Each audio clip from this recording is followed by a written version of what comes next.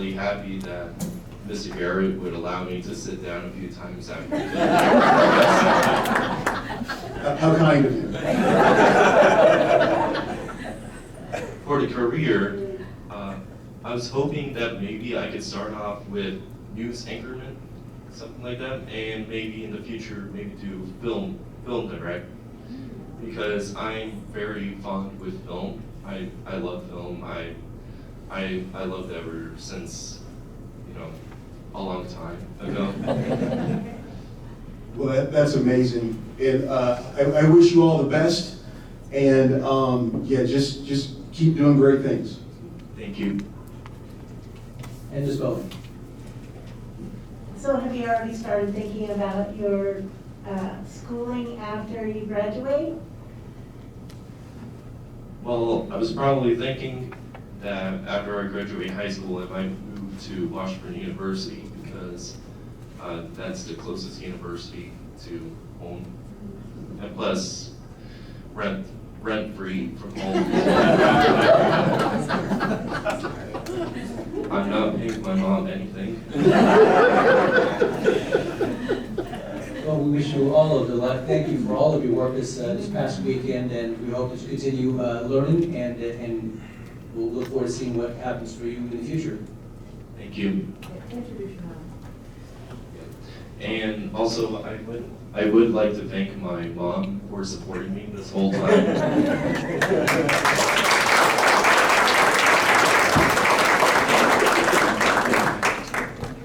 Thank you. Sean, who is your, can we meet your mom? Oh. She looks very familiar. Hello? It's Sonora from GCAC. Thank you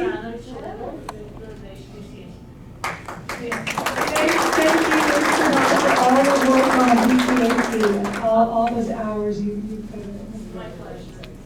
Thank you for all you've done over the course of the year. We're looking forward to next year as well. As we continue on, and certainly you paid your mom quite a bit of attention, we know, as she has certainly bragged about you prior to this particular role, so we're excited to have him receive that. Okay, so next we have several students here, and then our ShareFest folks, are you guys still waiting for about 5 minutes? All right, so we'll see students first. That's right, that's the motto, students first. So we're gonna go straight to our students, our W scholars, and we'll start off with Topeka High. Mrs. Morrissey, can you come on up? And we're gonna turn it over to her. And Ms. Morrissey, can you also share what the Governor Scholars are for our new board members, and then begin to call your students on up? Mr. Munoz, Ms. Foley, members of the board, Dr. Anderson, always a pleasure, especially when I get to brag about great kids. The Governor Scholar Program has gone on for a very long time. It used to be sponsored by another university, we'll let that go. That could not do it anymore, so we're ticket on. We appreciate that partnership. But it recognizes the top 1% of the scholars across the state in every high school. So 1% of almost 400, we had 4. And this evening I am able to have 1 here. You've met most of the others recently, actually. But Emily Locke is with me. Why not, Emily?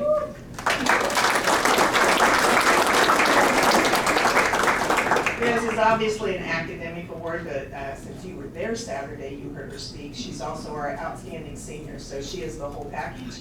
And it was a tough competition this year, so congratulations to her. And just a great young lady and a great kid. And I couldn't find her today because between Saturday and today, she cut about this much off of her hair. Anyway, so I will introduce Emily and she can say a few words. You have a question or two for Ms. Locke? Well, Ms. Locke, tell us a little bit about yourself, and then maybe there'll be a couple of questions after. Well, I'll start off with next year I will actually be attending the University of Kansas, and I plan on majoring in French and then also the speech language pathology, or it's also called the communication sciences and disorders. So. Well, that's so great. We wish you all the best of luck. Any questions for Ms. Locke? I know there's one. Ms. Foley. Did the heat on Saturday lead you to cut your hair off?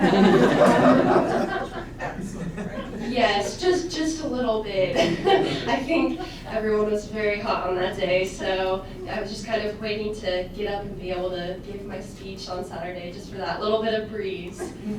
But yes, maybe just a little bit, it convinced me to cut my hair. So. So, are you, your family just so proud of the fact that you were that 1%? That is just incredible, don't you think? Can you believe it even yourself, 1%? I kind of can. I mean, ever since I was little, I just have like strived to be in that, just not necessarily the top 1%, but just like be the best that I can be. So I always strove for very high grades because that's what mattered to me, and I think my family is definitely proud of that. So they're proud, but I think they kind of expected it as well. Well, we are proud, that is for sure. Thank you. Ms. Locke, are you wanting to work in a school system when you're done with it's something I'm considering. I have visited a couple of schools when I was looking into speech pathology, so I have multiple options. I could go to one of the elementary schools for speech pathology, or possibly one of the high schools for French. And so with that, two items to share. It just is coincidental, or perhaps a divine intervention, that the speech pathologists are here tonight being recognized. And so they were clapping when you said speech pathology. It would be wonderful if any one of them would exchange just emails with you today, because these become your allies as you're going through and figuring out what you want to do. The other piece is interviewing with Topeka Public Schools now. And if you're interested in French at Topeka High, and really 4 years early, that gives me enough time to figure that out between now and then. Or if you're interested in speech pathology or part-time in both, Topeka Public Schools is prepared to interview you now, 4 years early. And we do actually give about 5 or 10 contracts 4 years early. So if that is of interest, let Ms. Morrissey know, and we will set that up. If you change your mind on your direction 3 or 4 years from now, there's no, it's all gained as far as you're concerned. And it's delightful to meet you. Congratulations. Thank you. Thank you very much.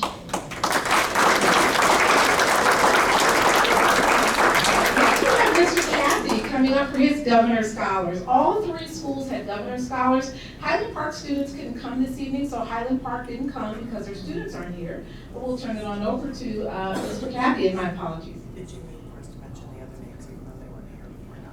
You know, at the very end, I'll just call all of them for so that I'll include Highland Park. Thank you for mentioning that, Ms. Morrissey. All right, Topeka West student that was able to make tonight is Anna Newcomb.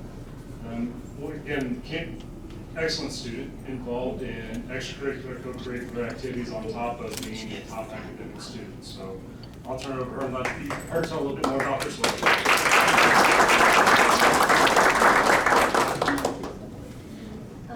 So I'm going to the University of Nebraska-Lincoln next year for environmental science and plant pathology. Awesome. And what got you interested in that direction? So I have been in Girl Scouts for like 13, 14 years now. So I was always like outdoors as a kid, and I just loved looking at like rivers and different flowers I would walk by, and so I'm continuing that in the future. Well, best of luck to you. Any other questions? All right. Well, we're so glad that you could be here and being recognized. This is a really big honor, a big deal, and so I hope that you know that, and we're proud of you. Thank you.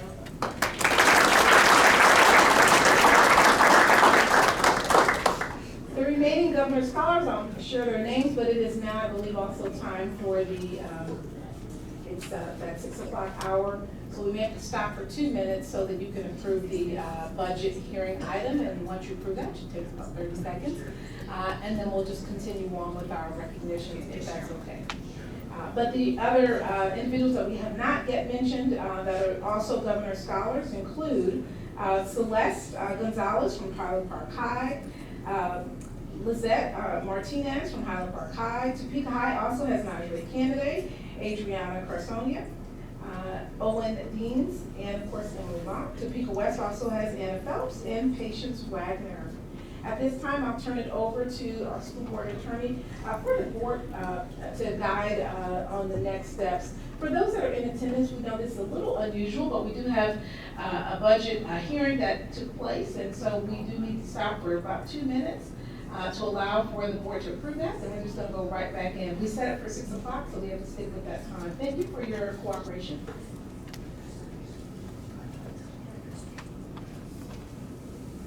Mr. President, the public hearing on the USD 501's notice to amend the school district's 2021-2022 virtual education budget is now officially open.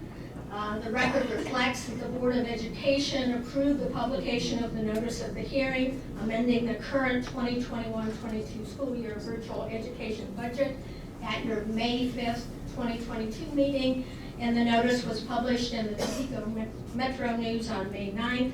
2022 is required by KSA 79, 29, 29, and 79, 29, 29A. The public hearing is now officially open. Does anyone wish to speak to this amendment to the board? Excuse my back, but anyone wishing to appear and speak on behalf of or against the proposed budget amendment, please come forward.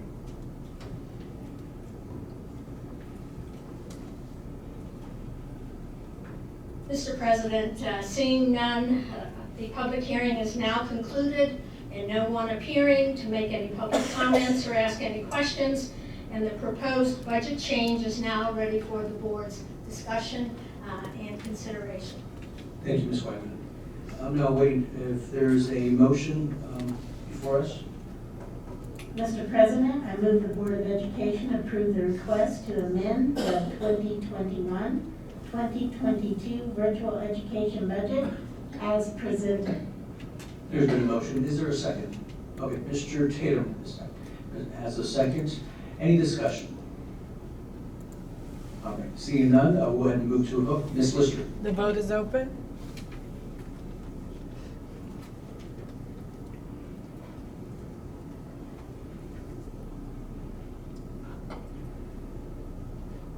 All votes are in, and the motion carries unanimously.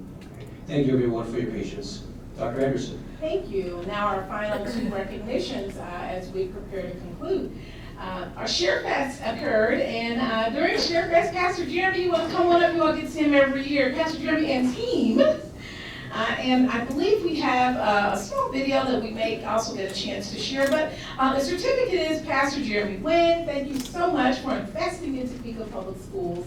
Can you give the board a little update? Because we have almost all the board members. So of what Share Fest is, how many people showed up, and then we'll pull that video up. Sounds great. So I'm Jeremy Wynn. I'm the chairman of ShareFest. I'm here with Brody Lumpkins, who is the co-ShareFest coordinator. And ShareFest has been around since 2006, so it's been going on for quite a while. And it's a group of churches from Topeka that partner together, and they serve the community with no strings attached and have just another key value of having no one church in the spotlight. So everything we do, you're not going to see any one church listed anywhere. It's the church coming and serving together. So this year we had a record number of churches. We had 30 churches serving and partnering, which is phenomenal. And then we had about 900 people total serving in all the different capacities and roles. We had 12 different sites. The majority of those were with Topeka Public Schools. And it was a beautiful day. And we sent out a survey to people afterwards because we wanted to hear and learn how it was for people. And I think the most the one data point that just stood out was when we asked the question, would you recommend ShareFest to a friend in the future? So that's kind of a good benchmark to see not only do they like it, but they like it so much they put their name to it and invite somebody else. And so we had 140 or 60, 160 I believe, respondents on that survey, and 100% gave a 5 out of 5, saying that they would recommend ShareFest to a friend. So it's a great event for the community. People love investing and serving in it, and it's a great partnership. And I love being able to work with Topeka Public Schools as well. Anytime there's a snag or concern, we're always able to talk about it, work through it, and make sure that it's a great day that's ultimately impactful for the students and faculty that get to show up that next Monday. So Pastor Jeremy and Pastor Brody, thank you so much Thank for your you. continued investment. Thank you. And we're going to turn over our board for a question or two, and we have a 1-minute clip just to kind of capture some of the moments from ShareFest. Can we show the clip first, really? Yeah, let's do it. It's actually 2 minutes and 30 seconds. Today is ShareFest for our whole community. We have 8 facilities in Topeka Public Schools who are having a makeover by all of our local churches and community members. It's an amazing opportunity for us. Feeling great. You know, it's nice to be out, visit all the different sites where we have volunteers working to beautify all of our buildings and surroundings. I tell you, it's a great feeling. It helps us financially, you know, to have all of these volunteers, all of the materials that have been donated. You know, those are dollars that we don't have to spend for those efforts. So it certainly helps the district. So, you know, it helps everyone. Right. There's a variety of things going on here today. A couple of the things is just repainting some lines, like car lines, and repainting some signs. We're going to be mulching some areas. We're going to be building an outdoor classroom, so we have some beds that are going in. We've got a path going in. So this is just going to help get us started in our dream to get our kids involved in a community project and giving back to our community here on campus as well. Oh, it's just a great time. We've been this for many years, and it's just a good time to get out and just be with people and enjoy the sunshine and get some good things done around the community. All the different organizations, we all come together just to try to do something good. The community has given us like our streets and like everything around us and all of our buildings, and so it's nice of us to give back to them and like help them out a little bit. I have painting day playground. It feels kind. We have a bunch of people working on our learning garden, replacing boards, fixing trellis, restaining. We're planting, painting, I mean, just you name it, and everyone is just so welcoming and positive, and where can I go, and how can I help? Being here this morning, I just feel so honored that we were chosen this year. My favorite part is getting around to all of the different sites, having an opportunity to meet and greet the volunteers, and to personally thank them for everything that they're doing for Topeka Public Schools. Thank you to all of the churches and the community members that are giving of themselves and their time today.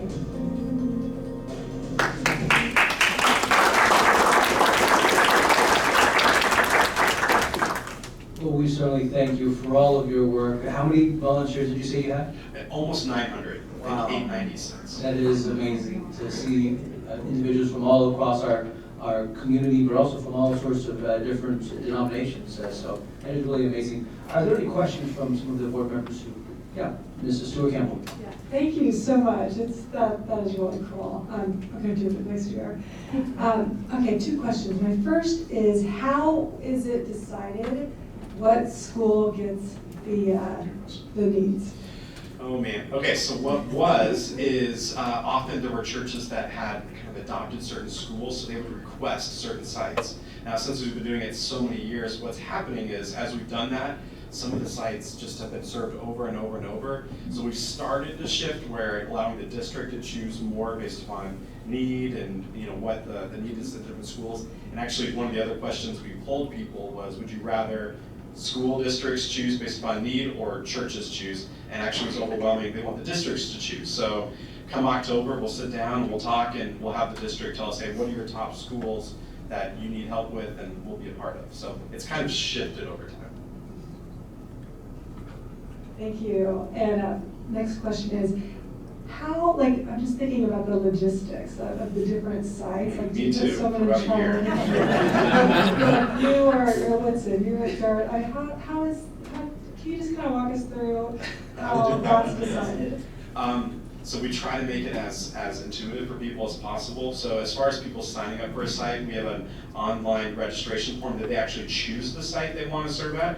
And as we do the different projects, we know, okay, Jardine is our biggest site, it's gonna need 160 people, so our online registration sets at 160.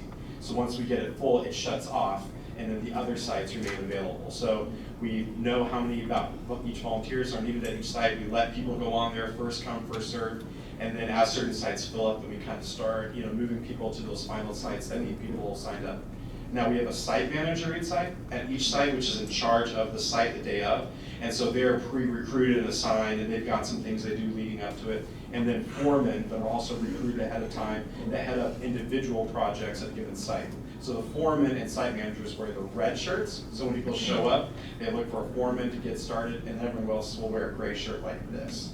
So that's in short how it works. And we have a lead coordinating team that does all the supplies and projects and fundraising and all that kind of stuff behind the scenes. Mr. Jim. Jeremy, good to see you, my friend. It's good to see you too. Yeah, it's been a while. It has. I just want to thank you guys for all the work that you are doing,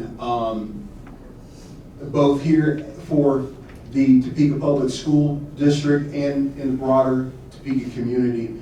And as someone that's done participated in ShareFest for many years, starting in 2006, I'm sure there's been a lot of lessons learned along the way, but this year appears to have gone especially well. What do you think was the biggest factor that made the experience this year go so smoothly?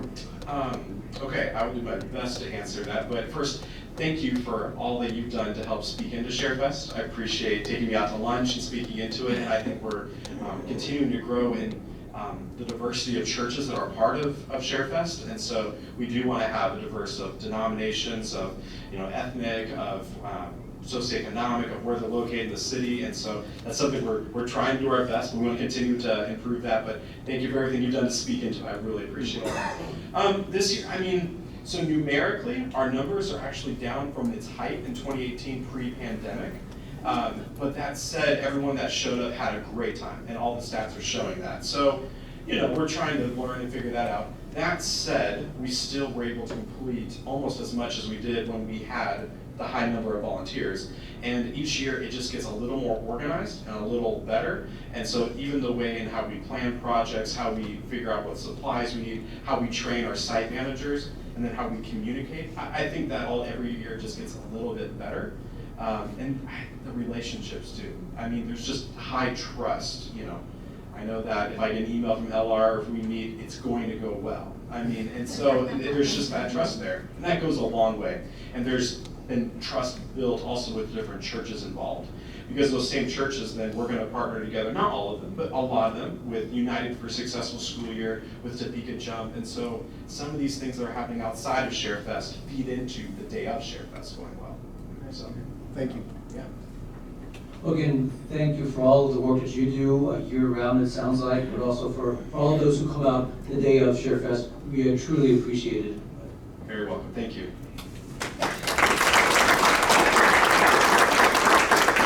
Pastor Jeremy certainly shows what love in action looks like, and it made it hard for tonight because I was looking up the colors for fellowship to wear those colors, and then I just went with all the schools tonight. Literally all the schools, just because I think every school, or certainly high schools, represented here. And I'm going to go to two special schools. We're going to ask the principals to come up with these two amazing teachers, and they're going to kind of stand in the background. So if you have a question for the principals, but our two teachers, this is a very special time because Topeka Public Schools hasn't had a Teacher of the Year finalist in a few decades. I think it may have been 50 or more years from what was shared. So our Teacher of the Year finalist, and I will tell you this year we did things a little differently. We just said principals who are Teacher of the Year finalist, people that you just think they just totally rock, and people in the state need to know who these people are. And that's a little different procedure.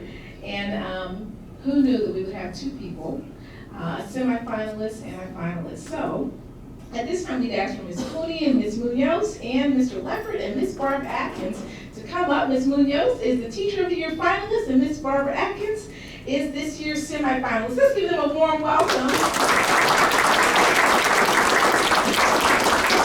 Okay, so they're going to be at the microphone. The principals are behind them. We're going to turn it over to the board to ask any questions. Ms. Munoz is also a parent at McCarter.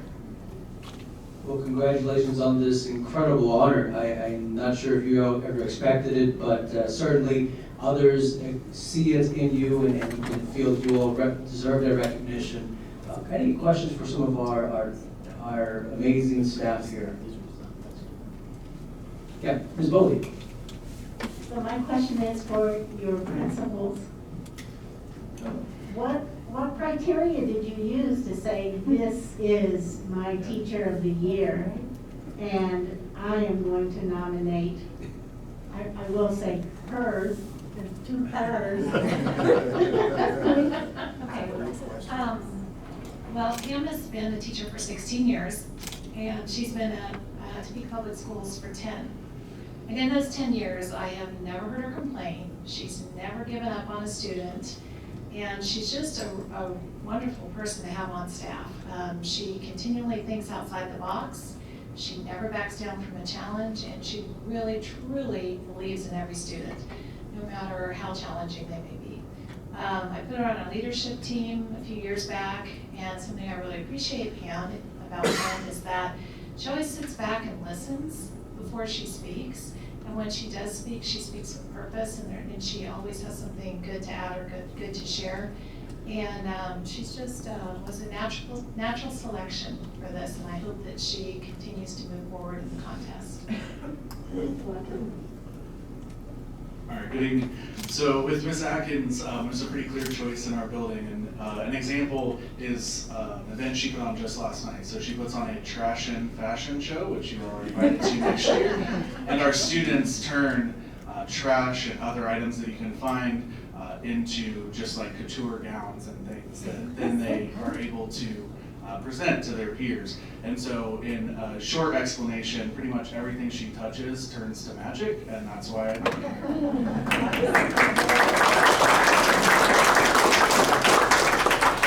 I happen to see that on Facebook. I do like, I'm looking at Facebook and you guys posting things on Facebook that I see happening in the school.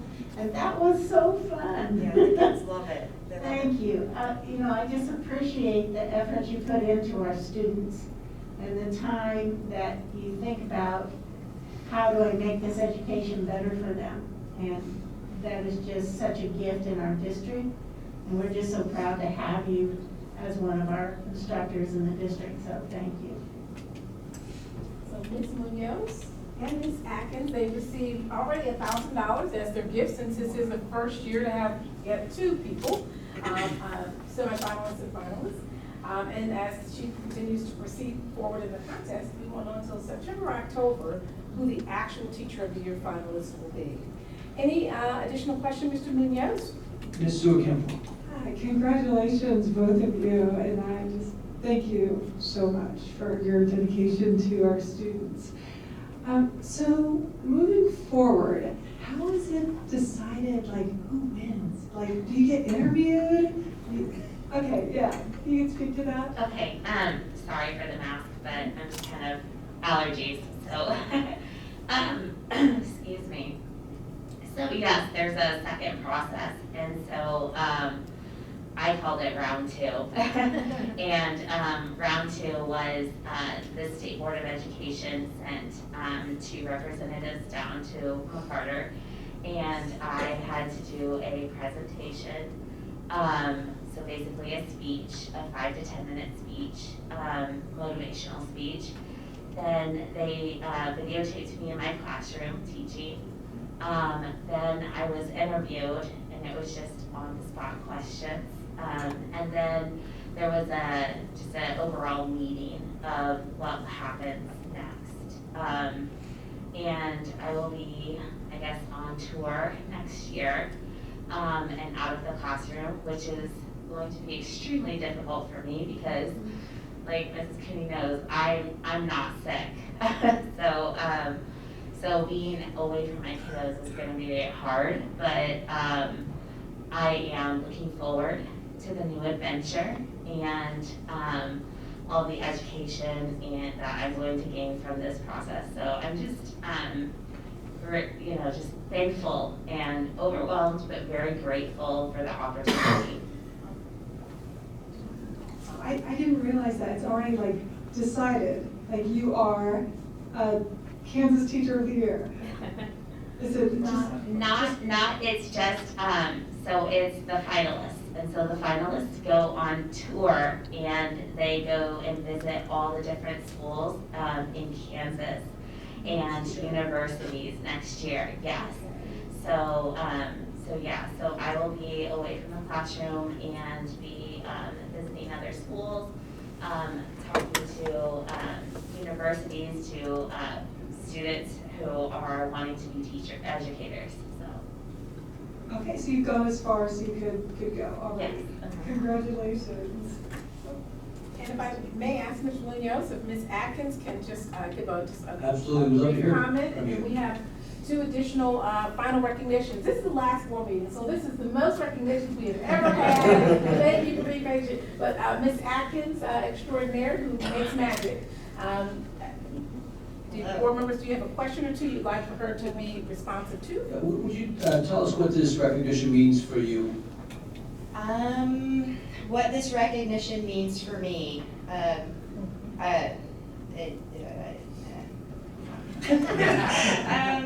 it's really neat to be recognized for working hard. Every teacher I know works hard.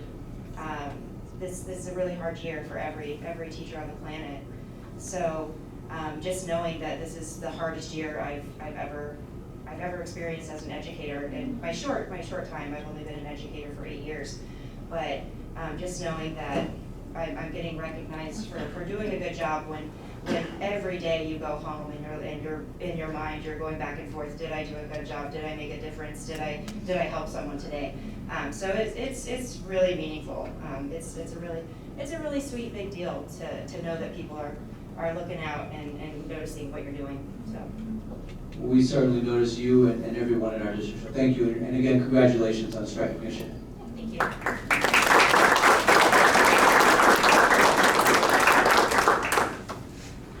So we have our proclamation, our speech teachers. Did you all exchange numbers? Did somebody exchange numbers with that young lady before she started? Right there, we have not yet. Oh, you forgot. You're still here respecting the pictures. Okay. So our speech pathologist department, come on up.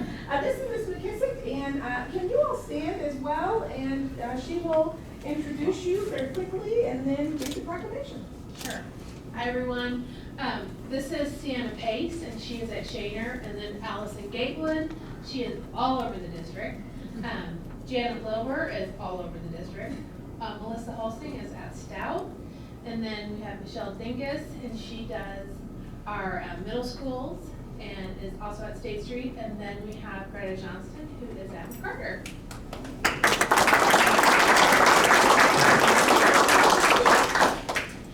Before I read the proclamation, I just would like to thank you for inviting us tonight to celebrate with us Better Speech and Hearing Month.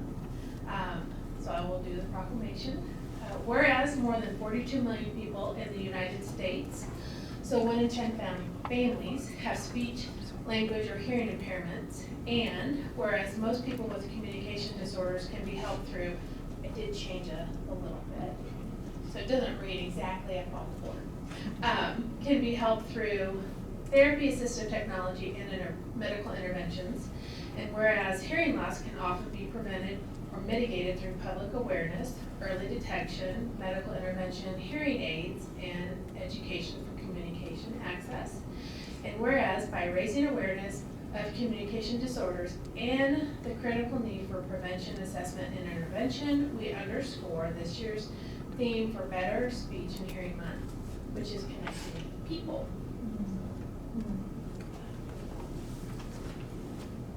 I do have just a few facts, if that's okay. I was going to ask the board if they have a question or two that they want to ask, Sure. and then those facts might get answered through those questions. Great. I'll turn it over to Mr. Munoz. Yeah, definitely. Are there any questions? My first question is, what does a typical day for you all look like? Help us understand sort of the work that you do. Sure, it can vary from day to day, but typically we hit the ground running. 8 o'clock we're in the door, or before, planning, prepping for our day.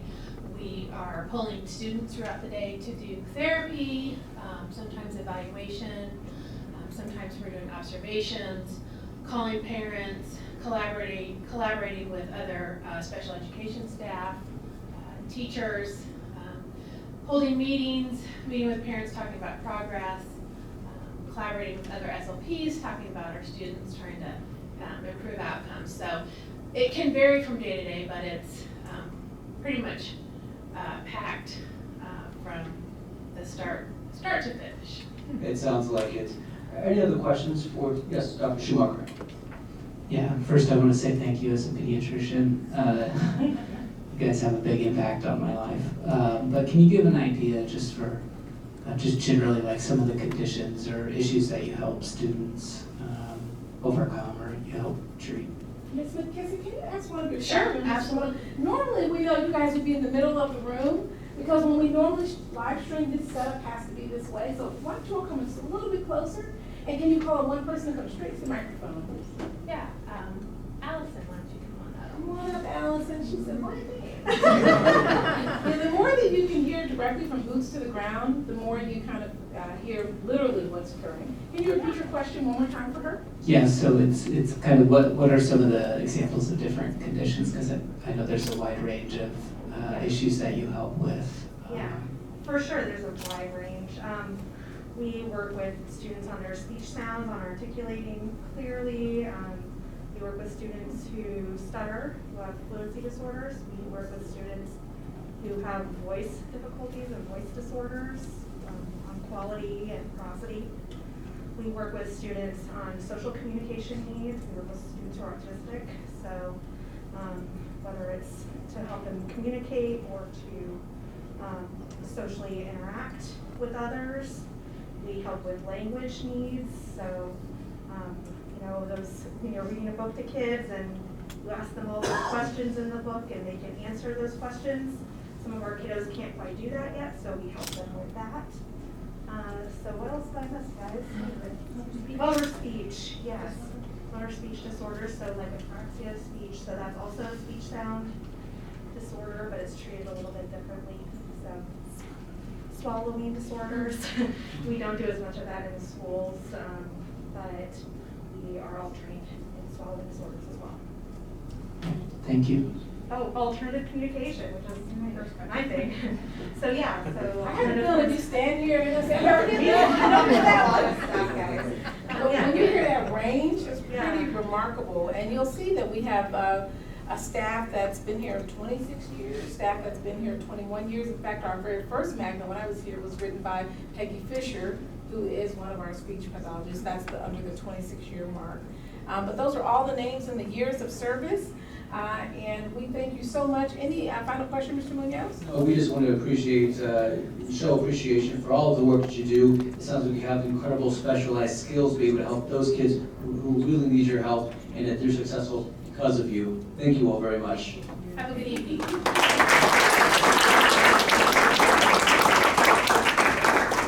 And now we are down to our last person. So speech teachers, speech pathologists, please don't leave just yet. We do have our Topeka Public Schools officers. So we know that we've recognized our officers previously during school police officer week, but Chief, can you come on up? And we have an officer here this evening, so he will join it. Topeka Public School District recognizes TPS officers during National Police Week for their service to students and families across the district. On the video earlier, and what's going to come up now, are just photos of all of his team members, how many years they've served, and TPD as well. Sir, we thank you and we appreciate you for all of your service. Thank you so much. And who you have with you, sir?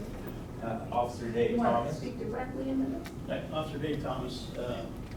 I work over at Topeka High. Been there for a couple years now. I've been with the district for almost, about 4.5 years, and I was with TPD for almost 30 years. Wow. Can we give them a warm welcome as the rest of the pictures?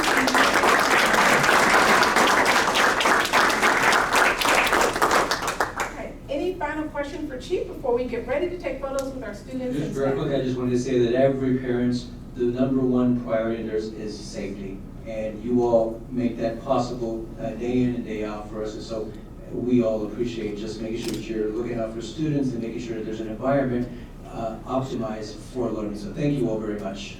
Thank you. And Mr. Munoz, what I do want to mention, next week, we're having our very first kind of a tabletop, at least very first in the last number of years, tabletop exercise. Chief has gotten with the chief of TPD, and the two of them together are doing an active shooter drill, a tabletop exercise, various vignettes. This will be occurring at Bishop. And then what we've also met with both police departments, myself and Mr. Robbins, met with both police departments. And so moving forward, every quarter, there'll be that kind of training for our staff just implemented in terms of everything from active shooter training to everything from what kinds of things are they seeing in the community and what kind of crimes, gangs, any of those kinds of things. So thank you so much for being a leader. Also, Chief is also on the sex trafficking task force for the entire area, and we just feel so privileged to have you. So again, congratulations, sir. Thank you. We're very privileged to have the board support, the support of Dr. Anderson, the support of Mr. Robbins. So we thank you. Thank you. We're going to talk for about 5 minutes and take photos. So we're going to move that out of the way. We're going to ask our students to come on up, our governor scholars who waited so patiently out in the audience. And our board members are going to come right behind us.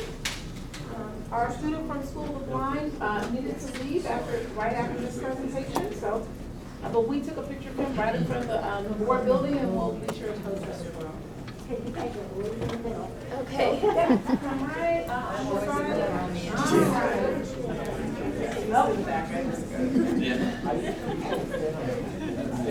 And we might have to do staggering. So we don't get too wide. All right. Everyone look right here. 2. All right. Try to wear some wedges. All right, with that photo, feel free to give your greetings and remarks as we get ready to have our next students come on in. Congratulations, that was not sweaty. Come on up, Mr. Allen. And our Speaker West principal, Yes. Congratulations. What you've got, you don't need. all right, Mr. Allen. To be right in the middle. Come on over here, shorty. Yep, and then we'll come just square root. So, turn that over. No, you're fine.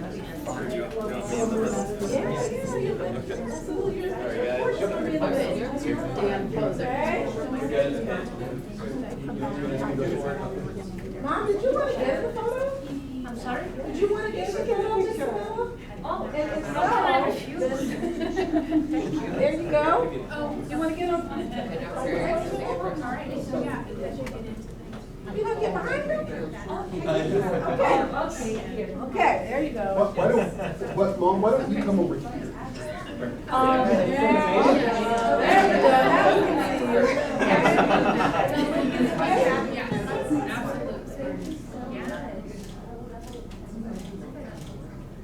That's about a picture. You're right. I didn't think. Boy, you guys are tall. All right, we're going to get him. Yeah, genetically. Both of our teachers are here. With your Добре, хвала, Джана Габора,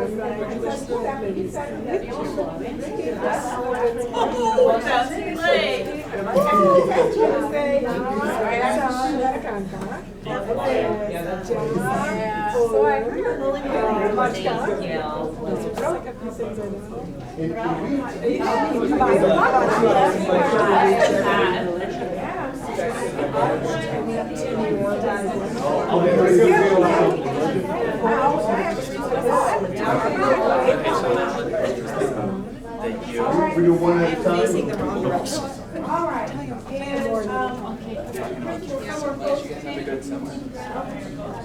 See you in a couple weeks. Okay. Look right here. 3, 2, 1. Perfect. okay. All right, and our speech pathologist, someone else? Dr. Harris, you want to join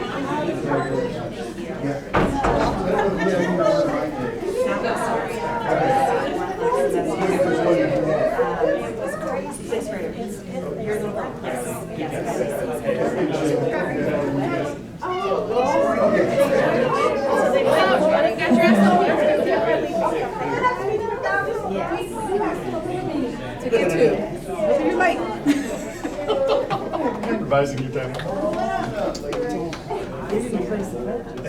right, is everybody? All right. We're gonna look this way. It just feels like. Yeah, you're gonna be the way too. You guys mind switching over? Got it. Okay, everyone look right here. 3, 2, 1. Perfect. Congratulations. And then Sheriff, come on up. I guess Chief has already had one photo, so I don't see Chief out there. Do you want me to grab it? If he doesn't want to come in, it's probably one of them. Come on up, Chief, and Dr. Ms. Robbins, if you want to come over, Sheriff.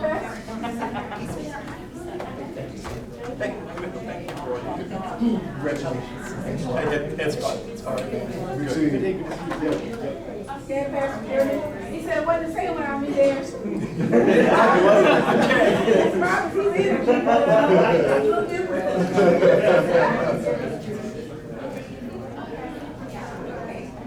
Perfect, everyone.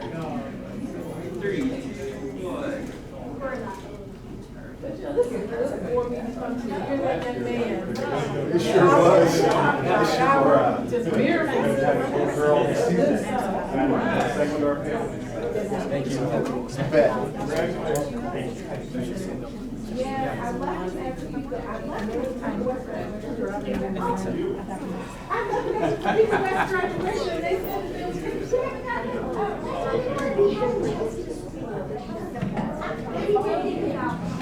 no, as soon as I left graduation. But I'm not, they said, oh, so I would not introduce them to the Although we've gotten rid of polio. I'm sorry. Oh, yeah.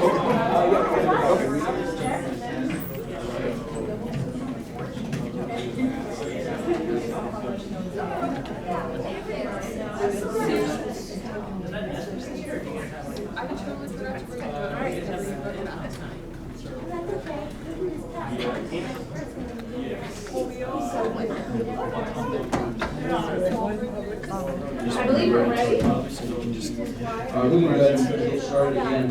The next item is public communication. And Ms. Lister, I believe, I understand we have one public communication, is that right? Yes, we do, Mr. President. We have a Mr. Sulzberger. Is Mr. Sulzberger here? Yes. All right. Come Just on up. below me, huh? Before you share with us your comments, let me read here a statement just for your own edification. First off, please come forward and state your name and address for the record. You have 3 minutes to address the board. We ask that your remarks to the board be respectful. If you should have a complaint against a specific employee, we ask you that you submit the written complaint to the superintendent. If the complaint is against the superintendent, please address your written complaint either to me, as board president, or to the clerk of the board. Thank you. Thank you. So my name is Kevin Sulzberger. I'm here in Topeka, 3335 Southwest 44th Street. Good evening and thanks for letting me come to speak to you today. Several years ago, I approached then Kansas City Mayor Emmanuel Cleaver with a proposal. And after working with his Director of Public Affairs for some time, I gained approval and endorsement for my idea. That was quickly followed by some meetings with other community organizers and leaders, one of which, and not least, was a gentleman by the name of Alan Brooks, who is the founder of the ad hoc group against crime in Kansas City, and also happened to be, at that time, one of then President George Bush's 1,000 Points of Light. So, what was the idea? At the time, I called it Pause for Peace. Now, since that time, that terminology has been taken by another organization, so I don't want any confusion here. This was mine, just a little of me. But what it was to try to create a small increment of time for the city where everyone's activity would cease somehow, like a moment of silence. Schools, churches, retailers, businesses, everyone except emergency personnel. and even go so far as to have church bells ring, you know, a minute, 2 minutes, whatever, to try to bring the community together. Well, in retrospect, it was much too broad and too ambitious for one man. It didn't go very far except for 2 or 3 organizers that got together, and we all loved the idea, but it just didn't go anywhere. So in the past, did I say several years? God, it's been 30 years since I did this. In the last 30 years, I've had a lot of time to think, what could I have done differently? What should I have done differently? Sadly, in the last 30 years, the headlines have gotten more tragic, and the tragic headlines have come more often. So, what do? Version 2.0.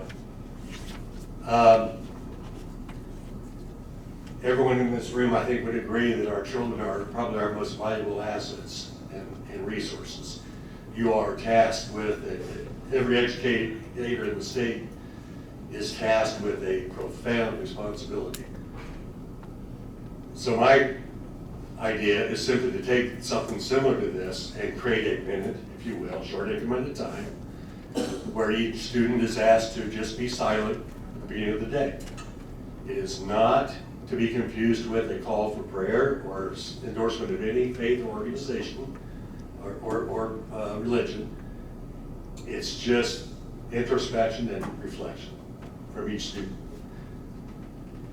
It's also, I would hope, not intrusive on the curriculum because I'm only asking for a minute. Your time is up. What's that? Your time is up. Thank you very much, Mr. Sullivan. Can I read one last thing, 15 seconds? It's Mr. Brooks' quote. Going to be 5 seconds for very. 5 seconds. Dr. Benjamin Mays, I've only just a minute, only 60 seconds in it, forced upon me, can't refuse it, didn't seek it, didn't choose it, but it's up to me to use it. I must suffer if I lose it, give an account if I abuse it, just a tiny little minute, but eternity is in it. Thank you. Thank you so much. All right.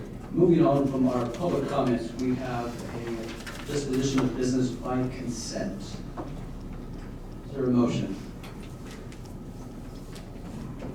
Mr. President, I move the board approve the items of business by consent as presented and authorize the board president or superintendent to sign the special project and purchasing contracts for and on behalf of the board. Thank you very much. We have a motion. Is there a second? Okay, Dr. Schumacher has a second. Any discussion? Yes. I just wondered, do we pay? There's a question about rental for high school commencements. Is this a new location? Do we pay for Dr. Anderson? We do not, thank you for asking for that. We do not pay for Hummer Park, although it is costly in regards to the stage, the flowers and all those items. We normally have commencement when we're not in a pandemic inside, so heat and air conditioning doesn't affect us. We normally have it at the expo. We had it outside, and as you may remember, in August and September, we were still in the heat of the pandemic. What happened previously in the pandemic, we were uncertain if we could even use the expo, depending on the nature of that. So we kept our outdoor venue.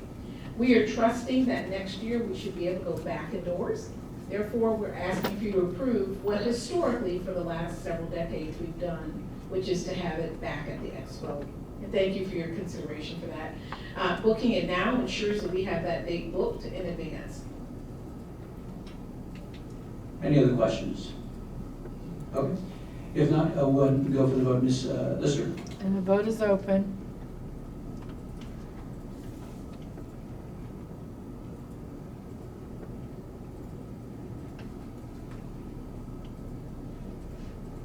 And all votes are in. The motion carries unanimously. Thank you very much. Moving on, next item on the agenda is superintendent's reports. Dr. Anderson. Thank thank you. At this time, we have several items we'd like to talk with you about. And we're going to start off with our Magna Award winners. Those Magna Award winners include, and you'll see the photos that are coming up, as Dr. Kip and Dr. Mejia, the dynamic duo. They were going to present last board meeting, and because we first talked about what you're going to be talking about in your discussion, the program that we're thinking about for next year. Instead, they just delayed and waited until this session. In addition, Dr. Kip's going to stay up and talk about achievement scores. So we'll turn it over to Dr. Kip and Dr. Mejia to share a little bit about their presentations. As you see the photos of the Magna Award ceremony, Dr. Mejia is going to go straight on into the PowerPoint from there, and then answer some questions. Dr. Mejia and Dr. Kip. Good evening, everybody. Thank you for having us, Dr. Anderson, Board of Education members, President, Vice President, and the rest of the members. Actually, I'll let Dr. Kidd, I'll introduce. So the title of our presentation at the NSBA conference was Closing the Equity Gap, Innovative Strategies for Bilingual and Biliterate Learners. And so if we go to the next slide, we had three main objectives. Objective number one was to obtain information about how and why Topeka Public Schools started and implemented a dual language model. Objective two was to learn about the goals and key principles of the dual language model implemented in Topeka Public Schools. And the third one was all about data and results, comparing students in the dual language program versus not in the dual language program. Dr. Kidd? Thank you. Participating in this format really helps strengthen our marriage, so I'm really excited about this. So, objective one, I wanted to illustrate with this whole Magna application, 2020 was another census year, and so there were some very interesting trends that occurred from 2010 all the way to 2020. And one in particular was the change in diversity across Kansas, particularly with Hispanic and Latino populations. In that graph, I'm not going to go into all the details here, but you can see it's pretty much spread out throughout, even in western Kansas, there's what the census calls a diversity index. And so we in Kansas are becoming a lot more diverse, a lot more Hispanic, Latinx, populations and families moving into the area. In addressing the objective two, what we focused on was, Topeka Public Schools developed a vision for dual language. That was a key point in this, transformation evolution. And factors that contributed for student selection into the dual language program are native language, gender, the address, because we're a magnet school, and then moving forward into the middle and high schools, whether they have siblings in the program. Keeping families together is always an important factor in Topeka Public Schools, and of course in our model. Thank you. We also consider whether children are children of the students are children of staff, because we also want to keep families together within the schools or within the district, and continuous participation in the dual language program through a commitment letter that establishes that commitment in the elementary school, in the middle school, and in the high school. And also, from 2009, when we didn't have a model per se, through 2013, when we established the Gomez and Gomez dual language enrichment model. And I just want to say, from this French proverb that I find dear and near to my heart, is el que habla dos idiomas vale por dos, which is he who speaks two languages is worth twice as much. And always emphasizing the research-based, the number one predictor of long-term academic success and achievement in English is the extent and the quality of instruction in the native language of a student. And that's a Thomas and Collier. It's a longitudinal study that continues to be, proven time and time again over the years, even through 2021. Continuing with objective two, Our model, going into the Gomez and Gomez model, we work through the key components. For example, the bilingual labels. You see, this is part of Scott Dual Language Magnet. Everything is labeled in Spanish and English. We have the signage prominently displayed. We have student-generated alphabets, which are, you know how we, in any school, you have alphabets with, you know, A is for apple, and B is for ball, and C is for cat, etc. In the dual language model, you have student-generated alphabets, which are in both languages, but also evolve in rigor, evolve in vocabulary, evolve in just the richness of the words through their elementary career. So you will not see B for ball in 5th grade. You might see B for biotechnical or something like that. And in Spanish too. Then you also see, you know, a prominent display of work in classrooms and hallways in both languages to provide a language-rich environment.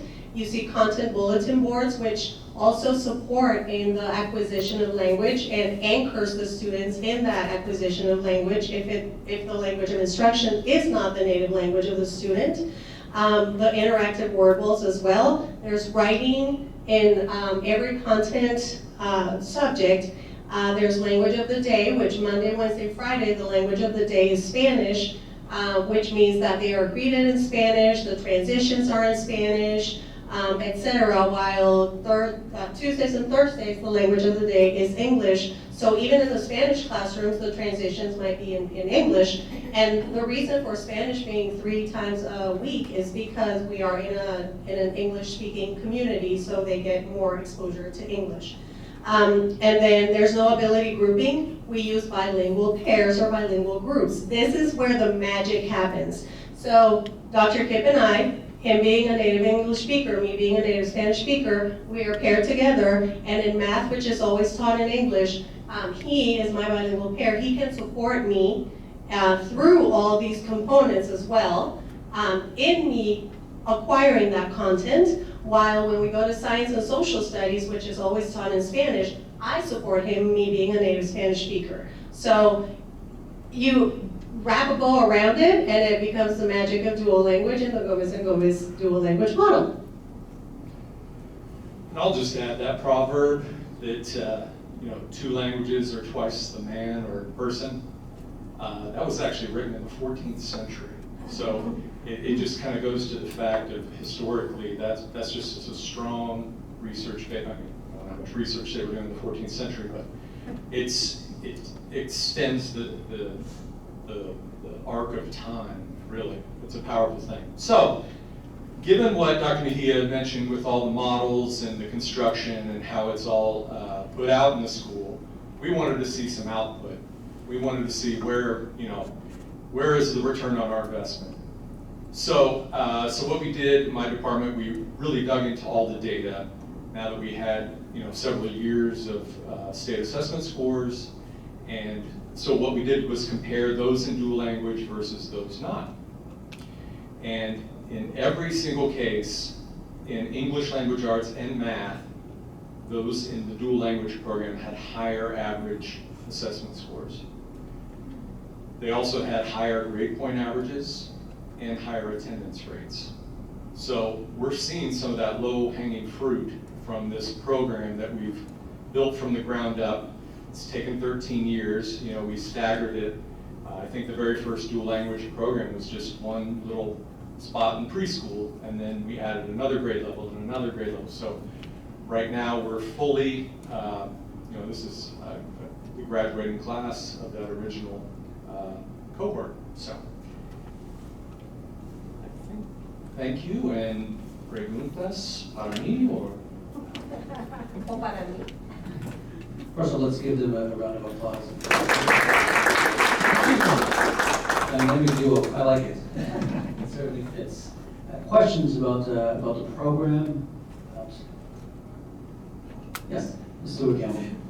Sorpresa! I have something to say. Thank you for everything, your amazing work, your dedication, your commitment. My first question, we all know that what an advocate I am for our English learners.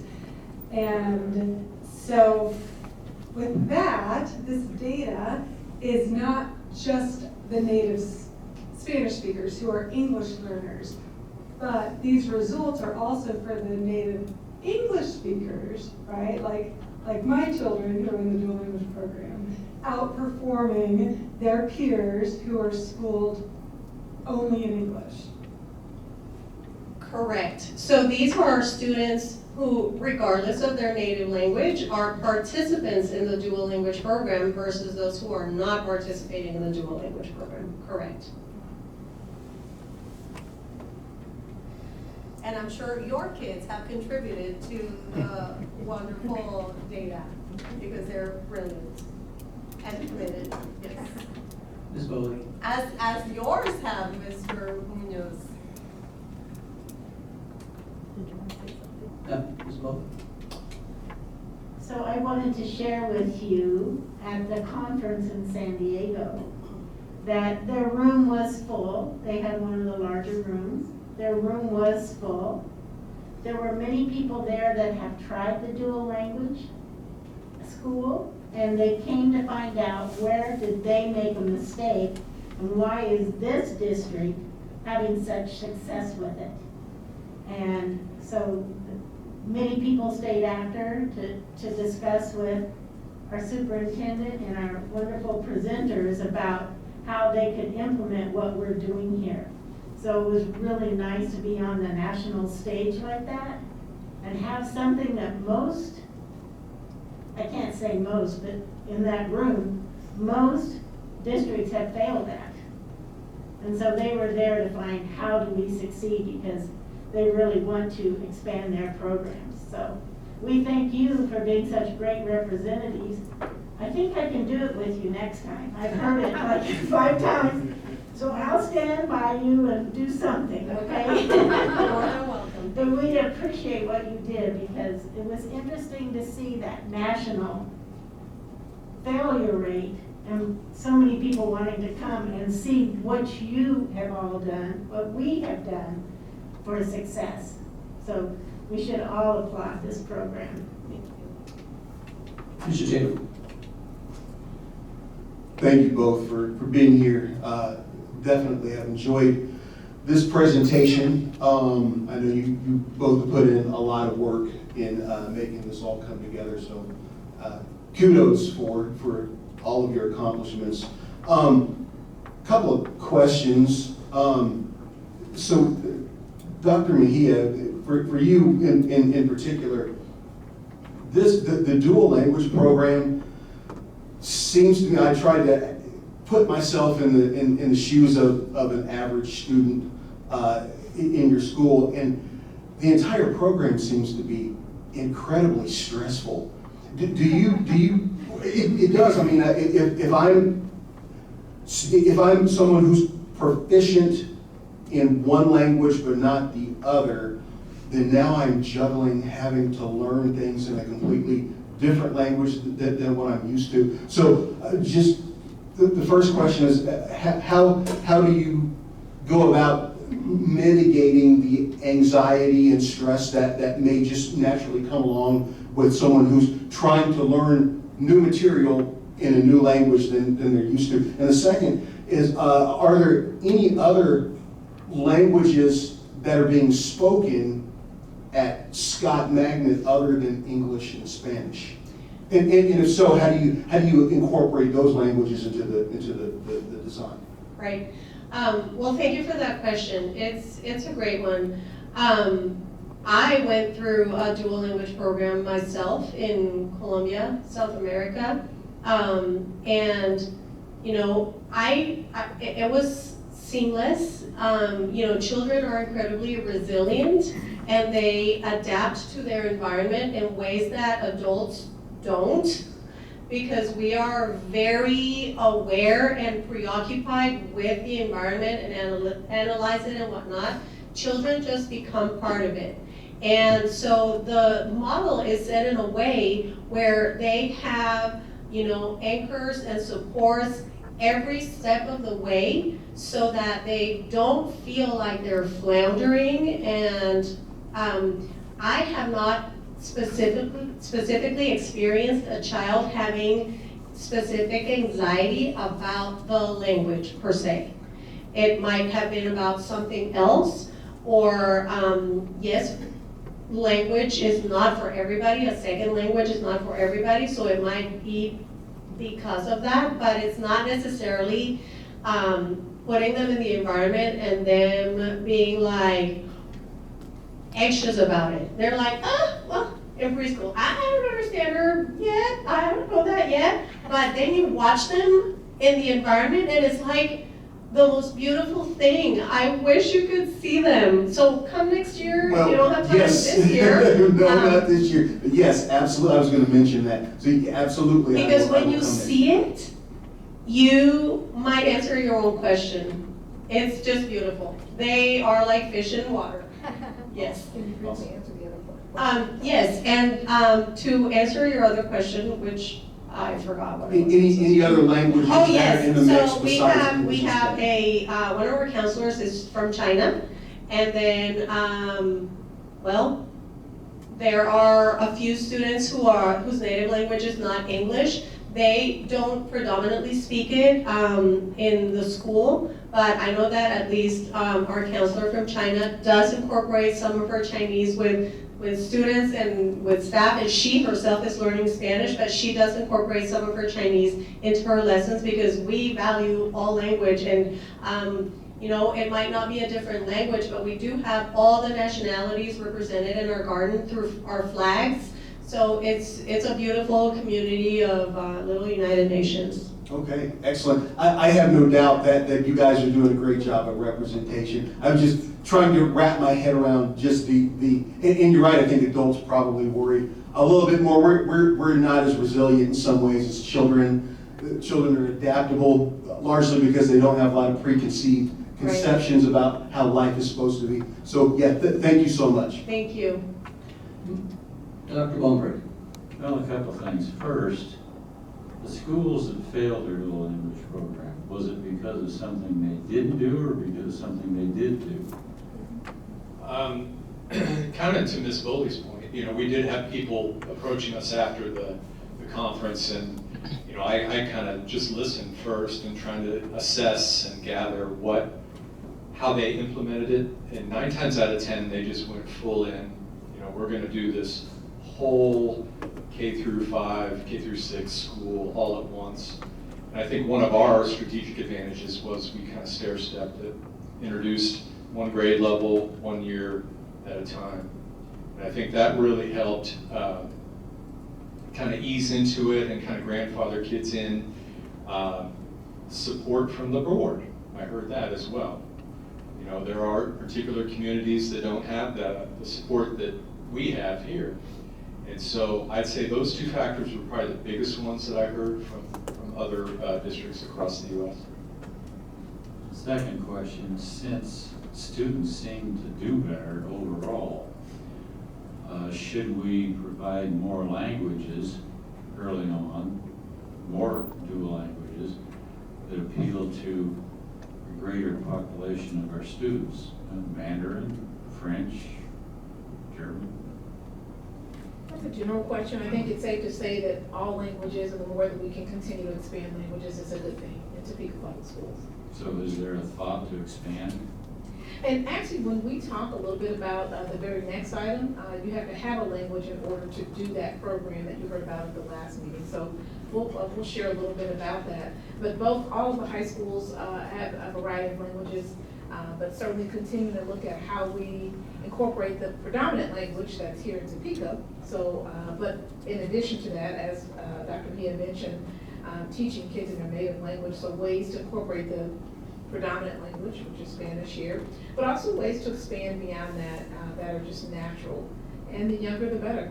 So we'll be talking a little bit about that under your discussion item. Thank you for mentioning that. I was going to comment the same thing, which was to your question, Dr. Blomberg, is that somebody had the foresight, I suspect Mr. Woods before and others along who said, you know what, we have such a large Spanish-speaking population, 33% of, Hispanic students come from primarily Spanish, most of them, maybe not all of them, from Spanish-speaking families. There is an asset here that we can turn into, something that's become dual language. So my question is, we talked about the success that we've had thus far. What's next? I imagine we've not reached that summit. What do you think is the next step forward? What do you envision going forward for dual language? One of the things that I will be focusing on in my new position will be, the seal biliteracy and what those competencies are and how to bring them down to the beginning of where this all starts, which is at the elementary school, and then growing from there to make sure that we reach that pinnacle by the time of graduation. As we know, language learning is a gradual process that happens over 7 to 10 years. But then knowing exactly what steps to take to make sure that when they graduate high school, they will be successful in attaining that seal biliteracy, to make sure that their marketability in the workforce is what needs to be, is one of the goals that we're working towards. Okay, that's great to hear. Mrs. Sue Gamble. To Dr. Bobreak's question about the districts who approached Dr. Kipp and Dr. Mejia about not failing, and one of the responses has been not having board support. Well, I want to add to this the importance of having superintendent support, because some people know this, some don't, but in 2003, I approached the then superintendent of Topeka Public Schools, and I suggested that we start a dual language program because of a two-way dual language program, half named like the bilingual pairs, half named Spanish, half named English. And I was told by the then superintendent that people weren't interested, that the superintendent didn't think the community would be interested, and it was just shut down like that. And here we are now. If I could time travel, that was 2003. Here we are in 2022, listening to this presentation. I was familiar with the Thomas and Collier research with my background in studying languages, and that's what I brought to that then superintendent. So, and now we have a very supportive superintendent, a very supportive board. You two, I just could cry. I'm so happy. I'm so happy we made it this far. Okay, so that was my comment, and I am concerned about attrition. So, and you've all heard me talk a lot about this. It's very important that we have native English speakers and native Spanish speakers for the best dual language. And once they're in high school, we have very few. So I know that this year was the first cohort graduating. Can you tell us how many, and of those who graduated, how many were native English speakers? Because I'm thinking about our native English speakers also. Yeah, and in addition to that, Dr. Kipp will, thank you for presenting the attrition questions earlier, so he has a little bit of attrition information he may be able to speak to as well. Yeah, your questions were very detailed and very challenging, requiring quite an extensive bit of research going back 13 years. No, it was good. It's good to inform and see those patterns of attrition. The big question I kind of saw is it natural attrition versus... We'll stop for just a moment. That's an Amber Alert, so we're just going to continue on. It's not a tornado drill or any of that, since we are in Kansas. We'll just go continue. So I kind of see it as two types of attrition. One being a program attrition. They're dissatisfied with the program, or it just doesn't fit, so they drop out. The other one is just natural attrition. Now think about the traditional school right now, how many kids actually stay from preschool all the way to senior year in our district? We have a 22% mobility rate. So I'm going to answer all your questions, probably not here, it's kind of outside the scope, but I've done a lot of research. We had 3 Topeka High graduates this year, a part of that original Whitson cohort. Scott hadn't quite gone full dual language yet, so that original Whitson cohort, I think, was 18, and they matriculated up, and we had those 3 graduate. And so when I think of natural attrition, I was looking at some of the kids. Several of them went out of state, out of country. So does that count against our attrition rate? We kind of need to factor all that in. So there's a lot of layers. Something happened when we opened Chase as an ELL site. Because before, a lot of those Scott kids went over to Landon just naturally because they get ELL services there, DL services. But once Chase opened up, I heard from a lot of families saying, hey, I don't want my child going all the way over. So they had to make a decision. I live a block away from this middle school. I would love to continue with the dual language program, but my pragmatic reasons, I just need to stay here. So we're diving into that. The L1, L2 stuff is really taking a lot of time to dive into, but I have kind of a matrix that I want to share at some point. It basically shows, I think, exactly what you want. It kind of tracks that original cohort all the way down, back in time, 13 years ago. So you can see each cohort, where the numbers are dropping. For instance, at Topeka High, how many active DLs there are. What's interesting, some DLs entered the cohort in middle school. So they didn't go to Whitson or they didn't go to Scott, but they were proficient enough to enter in Landon. So there's a lot to be answered here, probably outside the scope of this, but I will provide a complete report for the whole board. Thank you. And just one last. Okay, this is, I guess, more for Dr. Mejia. What more could we be doing to magnetize more native English speakers? It's mainly the native English speakers that, because I was telling somebody recently, the joke, what do you call somebody who speaks 2 languages? Bilingual. What do you call somebody who speaks 3 languages? Trilingual. What do you call somebody who speaks 1 language? American. Okay, we are behind the rest of the industrialized world, and I think one of those reasons, educationally speaking, and I believe one of those reasons is our lack of knowing languages other than our native language. And so I think about all of our native English-speaking kids who could benefit so much from dual language, and what more can we be doing to attract, magnetizing more native English-speaking kids and keeping them in dual language?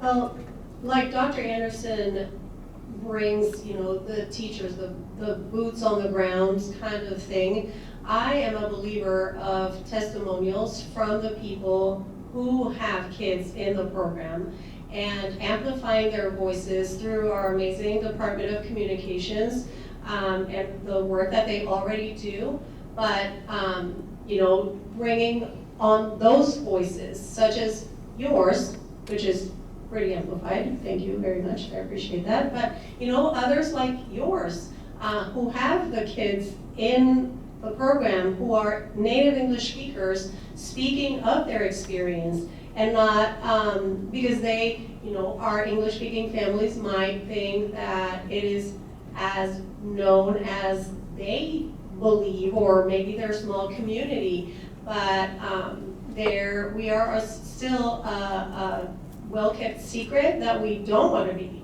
We want to be very well known. So I think that just amplifying the voices of the parents who live the experience is a way to start, and one of the most powerful ways. Mr. Garrett. Mrs. Bowley. So we are so proud that we have this program.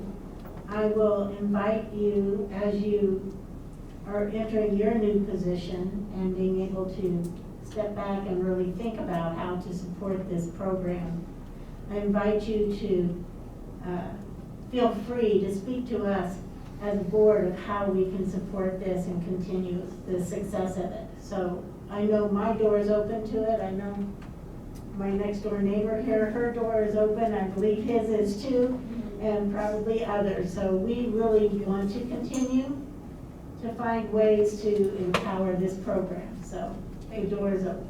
Thank you. Any other questions? Well, again, we are incredibly proud of the success that you've had. It's been a long time coming, and you're finally deserving the recognition for all the work that you do, not just for students, but for the families and for our district. So thank you again.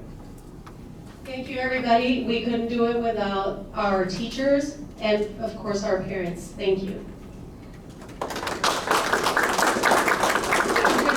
A moment from test scores, and since there were so many questions about what's next and international baccalaureate, you're going to be talking about that in your discussion.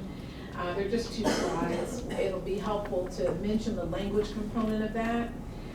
And if you, the board, would like for us to pursue that this evening, for us to narrow in on what schools to put on that application.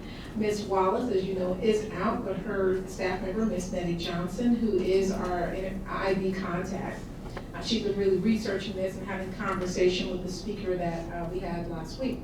So we'll jump right on into the very next slide. So I wanted to include, first of all, thank you for having me. Thank you, Dr. Anderson. I wanted to include this slide so you can just see where we are with the IB program in the state of Kansas. So you can see all of these have just the DEP, which is the diploma program. The primary years and middle years haven't been touched yet in Kansas. So something to consider as you have your discussion. You can't really see this very well, but it's a really good infographic of kind of the steps to becoming an authenticated IB school. It takes about, we've worked with Dr. Kelty, who you heard from last year, and he projects if we get things going, we could probably, at the latest, January 2024. So it's a process, and having that's the latest. The earliest would be 2023. So part of this evening's discussion as we narrow in, 1, and you have your discussion, would you like for us to proceed forward?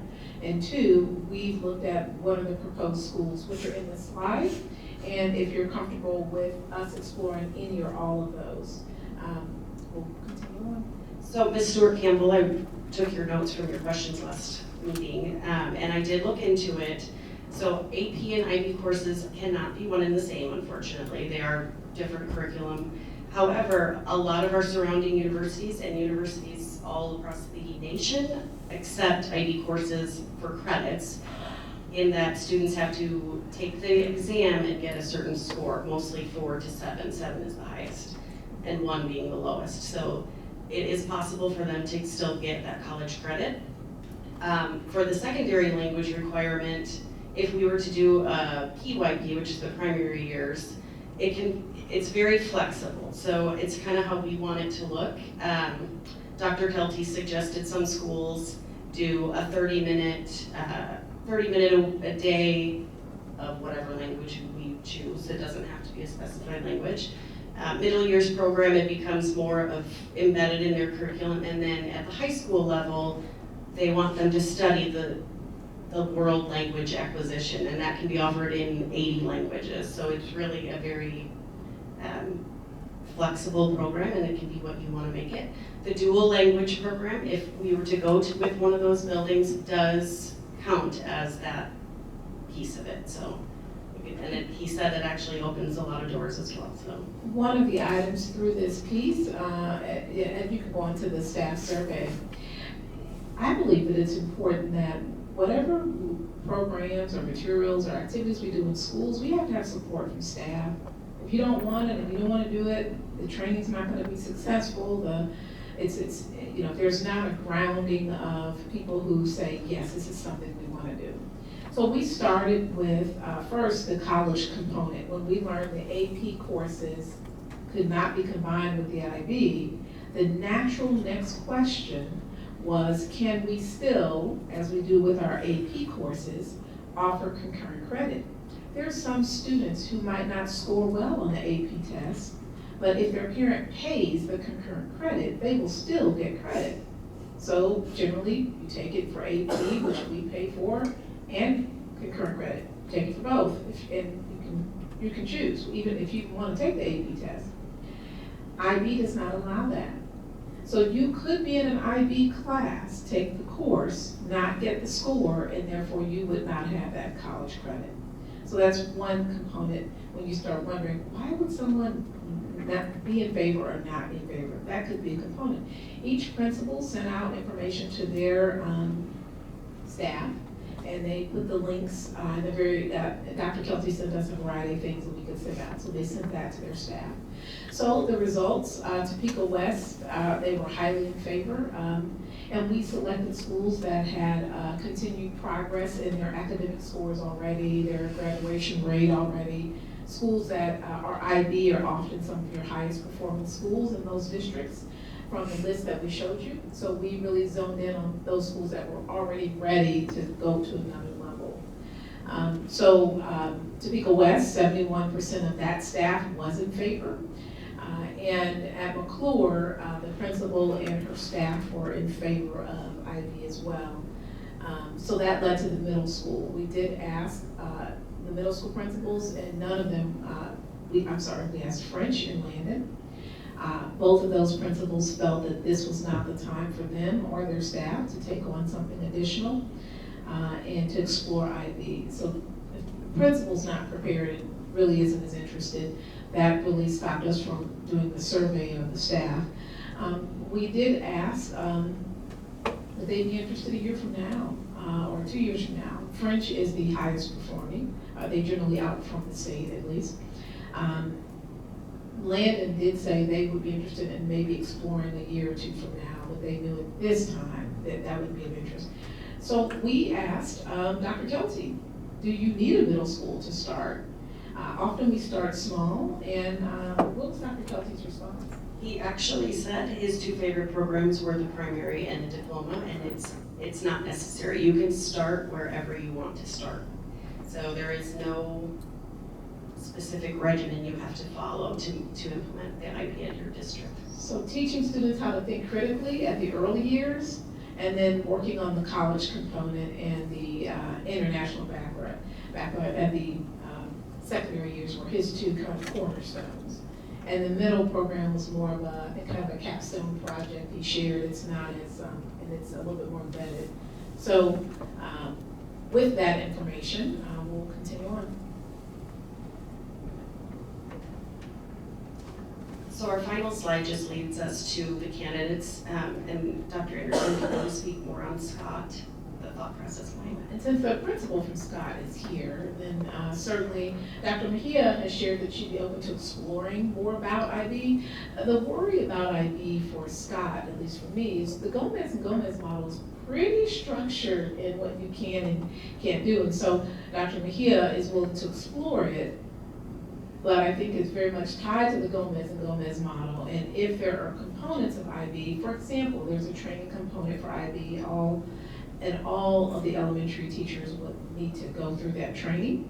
At the high school level, only the IB teachers have to go through that training. There is a curriculum, which since we do have Gomez, and that's the curriculum they follow, it could potentially be something that we want to take time to really explore what could be the impact. So then when you get to your discussion, we know for certain that McClure and Topeka West would be recommended as as IB candidate schools at this time. And that Scott dual language, should Dr. Mejia gain more information and desire to do it, that we can add her to the application. But that does take a little bit more time. Is that fair to say, Dr. Mejia? Absolutely. So without, we don't want to leave here and say these are the three schools. Scott would, we'd like permission for Scott to explore that. And if the principal's on board, then she'd be allowed to proceed. But McClure and Topeka West, they've surveyed their staff. The principals are very much on board at McClure. Topeka West will have the new administration, but we know the majority of the school is in support, and we're excited that the associate principal, who was previously at Topeka West, who is returning, was formerly a counselor, so she's quite familiar with, she'll be quite familiar with many of these components. So I believe that's the last slide. So Ms. Johnson will stand for questions on IB briefly before we get ready to get to the CAP scores. I do want to say one other piece. There was a question about Whitson. So we did ask Whitson. She has about 100 students getting this 30-minute or 40-minute time frame. Because we asked, is that for perhaps an IB candidate school as well? That principal also shared it'd be something she'd be willing to explore at a later date, like the middle. But she will be having a new administrative intern next year. She has some change already coming with that. She'd like time to get her new administrator in place, and then have this as an open opportunity and to see how it works with McClure. The McClure principal came from Whitson, so she'd love to see how it starts with that. We also asked Whitson to survey her parents about the questions of, we have a shrinking population in Topeka, so how realistic is it to think that any one school or program is going to grow in exponential numbers when the population itself is shrinking by 200 or 300 students? So we asked her to survey her 100 families. She has one class at every grade level of this 30, 45-minute Spanish enrichment time. And one of the questions was, why did they pick Whitson over a full dual language Spanish immersion, full-day program? And it was really interesting, some of the data that she got back, and about 50% in the first day responded, so that's really the data from which I'm speaking. And one of the items is that they live in the neighborhood, and that's why they wanted to go to that school. Another question was, would they like to see other languages? The answer was no, that Spanish was the language that they felt was best for their school, and they just reiterated that. There were 3 people out of the 100 surveyed, about 50 responses, that said they thought they were dual language. And but 3 of the 50 or so shared that, in that when they first came, when they realized they weren't dual language, they were pleased with the school. And almost all of them said it's because the school's in walking distance. So that was an interesting piece. So that's just another piece of information. I believe there might have been one question. Dr. Goldberg.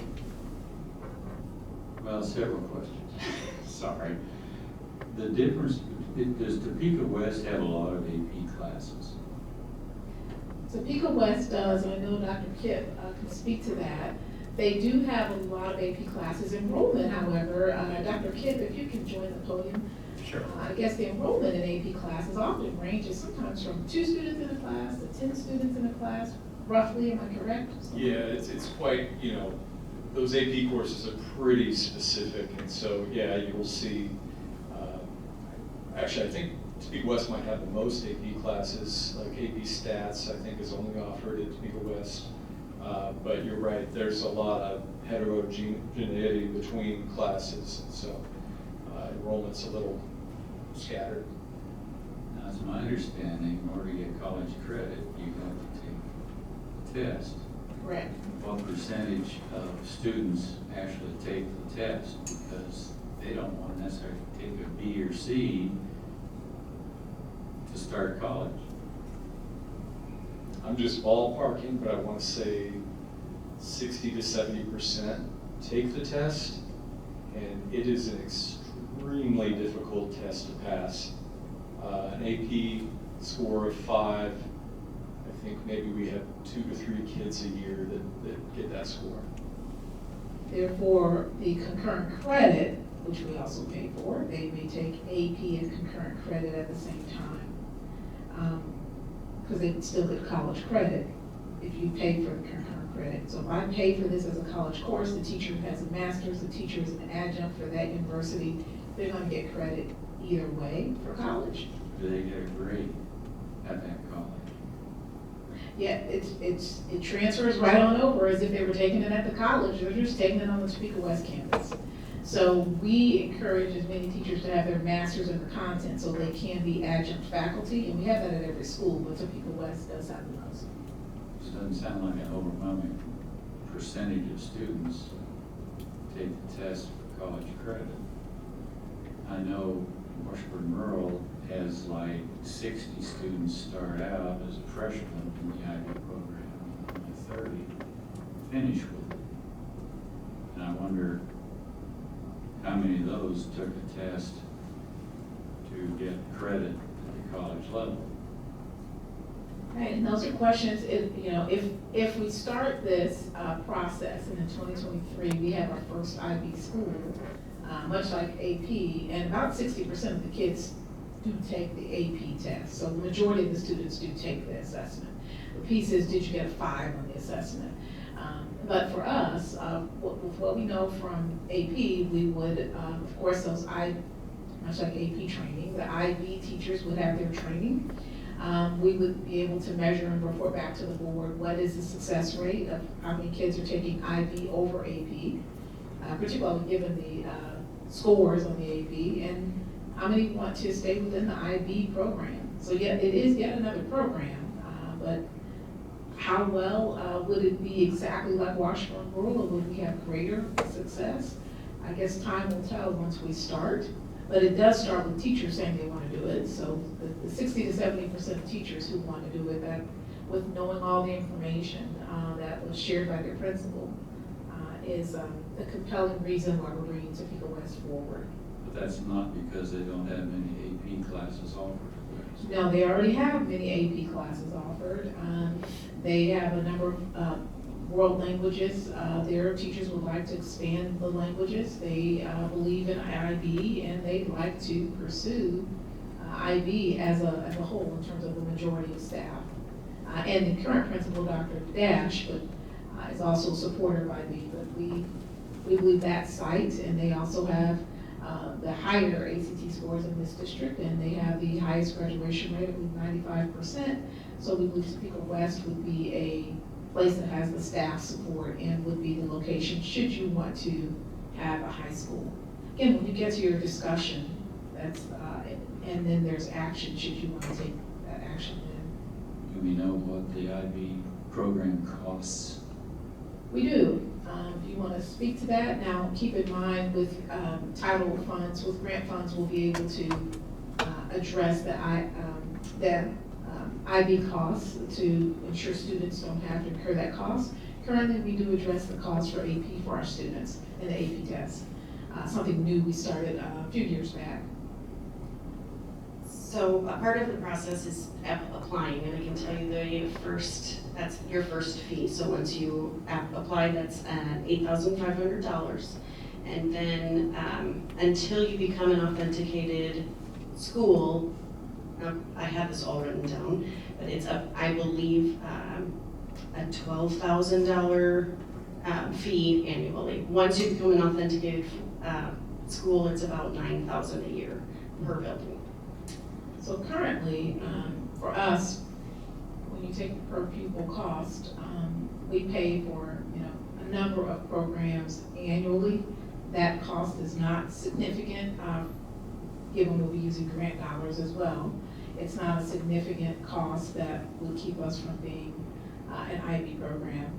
Much like we pay for Abbott every year. We pay a number of different fees to be able to be considered a particular school. And like I said, we pay all the AP assessment costs as well already. Could I add, sorry, in addition to that, at the DP level, the diploma level, you do also pay for the courses. So it's $119 per course per pupil, and there's 8 required courses that they have to take to receive the diploma. So just another. The student doesn't pay at the district? No, again, the district pays that fee. So again, the overall $8,000 or so costs, when you add those costs up for that class, and McClure is quite small, is a cost that we feel like we thought the cost would have been more. It's a cost that's certainly reasonable and well in alignment with what we pay for other programs. Mr. Taylor. Thank you, Mr. President. So I'm wondering about the $8,500 cost and the $12,000 cost. Are those program fees per individual school site or for the entire district? Per site, much like our AVIC program and other programs, that's per site. Yeah, okay, so that is something to factor in the cost. Granted, I think you stated it correctly, Dr. Anderson. I don't think that's much in terms of depleting our purse, but it is something, to factor in the overall costs. Thank you. And one thing to note with our grant funds, we are required to spend a certain percentage on professional development, certain percentage on remediation, learning loss, and areas of that nature. Therefore, we're going to have to spend it on a program in some fashion. So having a proven research-based model is one that we feel comfortable about. My question is, how do we know if this is a good fit for 501 and for the schools where that seem receptive to this? I mean, what is the state of students and success, both academically and emotionally? Could you help me to sort of figure out what would the impact of this program be on the students? And Dr. Kipp, I guess I'll ask him to come back up. In terms of academically and social emotionally, the two schools are the higher performing schools, Topeka West and McClure. And in particular, in fact, McClure's performance this year, can you speak to that? Yeah, they actually knocked it out of the park in many grade levels. They outperformed the state in reading and math, and I'll kind of dive into those details. Pretty impressive what's happened over at McClure in the past few years. The only other thing, I thought at some point DCAC did a study on IB, and I don't know if that's relevant now, if that's something we could And review. and we did review that. And when we had the speaker at the last meeting, I think Ms. Wallace spoke to that study and gave you information of why we did not go with the program at that time. So the purpose of today is to follow up on with the questions that were proposed last time, as well as to ask the board if you would like for us to pursue IB. These are the schools that, again, have high performance already, have principals that are, or administrators and or staff that feel comfortable with moving forward. And it is a bit of an unknown, much like Blue Language was 13 years ago.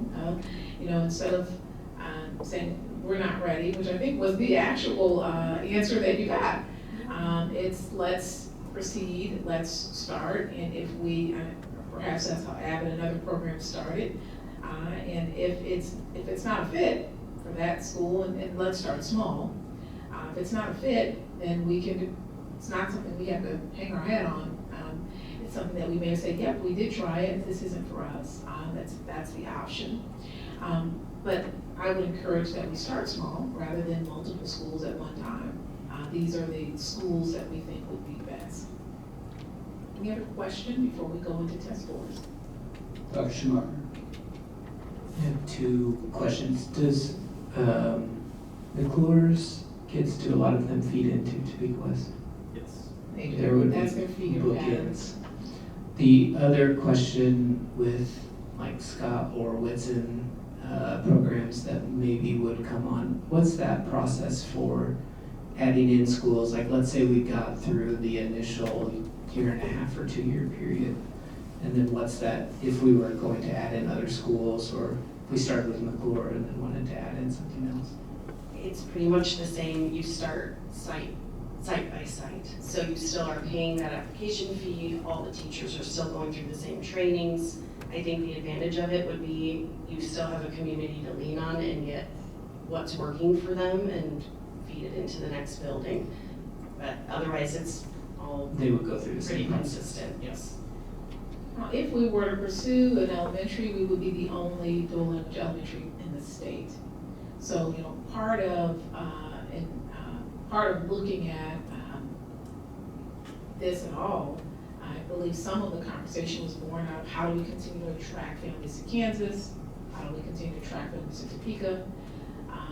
We have signature Magna. What is it that we don't have that any neighboring district has? Well, IB is one. And IB at elementary would make us, again, the only one in the entire state. Right now, we are the only one in the state that has a K-12 dual language program. So that's added information on that list that she shared. Further questions as we prepare to We have a share couple of this? them, Ms. Bowen and Ms. Duquesne. So my question would be, we have students that try to test into our gifted program and sometimes don't make the cut score to be in that gifted program. Is this something that would fill that void? Our students at McClure were performing very well. Is that extra challenge, that extra step that's maybe not into a gifted program, but definitely need to be more challenged? Does this program match something like that? That is an excellent question. Ms. Johnson can add to this, but the whole school at McClure would be an IB school.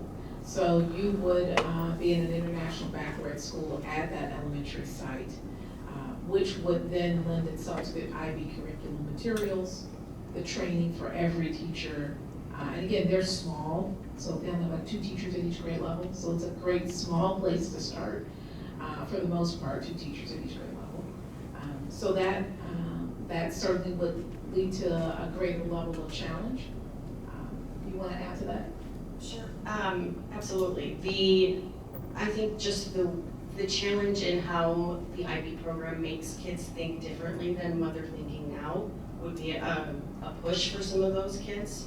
And at the end of the program at primary years, they do an all-encompassing project that is near and dear to them, and they present it. It's a big issue. It's a big deal for the whole school. So I think that yes, I would fulfill some of those maybe gaps that those gifted kiddos that don't quite make the mark would get that. It would be my hope at some point, if we were to start this, that in the next year or two, that Dr. Kip and I will continue to look at college prep. He's going to talk about their scores. They're not listed as a standalone school because they go back to their home school. If there's a way for college prep, which is considered a program, that TCAL could be its school, that would be an ideal middle school IB program as well as, Landon coming on. And as we look at how do we expand in West Topeka, Central Topeka, and East Topeka, potentially you could ultimately have sites in any one of those areas, but we, starting small, fixing the things that need to be fixed. And so those end of year, or the end of year projects is basically project-based learning? Absolutely. And so that would extend our knowledge for our kids in that project-based learning that we've been trying to deepen and strengthen in our district as well. Absolutely. Yes, which is what college prep, and when you see the scores, it speaks to that. They just finished their capstone presentations this past week to the community, so it just fits in nicely. The problem is there's a standalone school. It has to be a school. It can't be a program and a school. And so that will structure the college prep program, a more structured program for them to follow, correct? If college prep was determined to be a school at some point, so that would be the first step. How do we term that as a school? Does that eventually add more grades or content, or is there some way we can label it as its own school?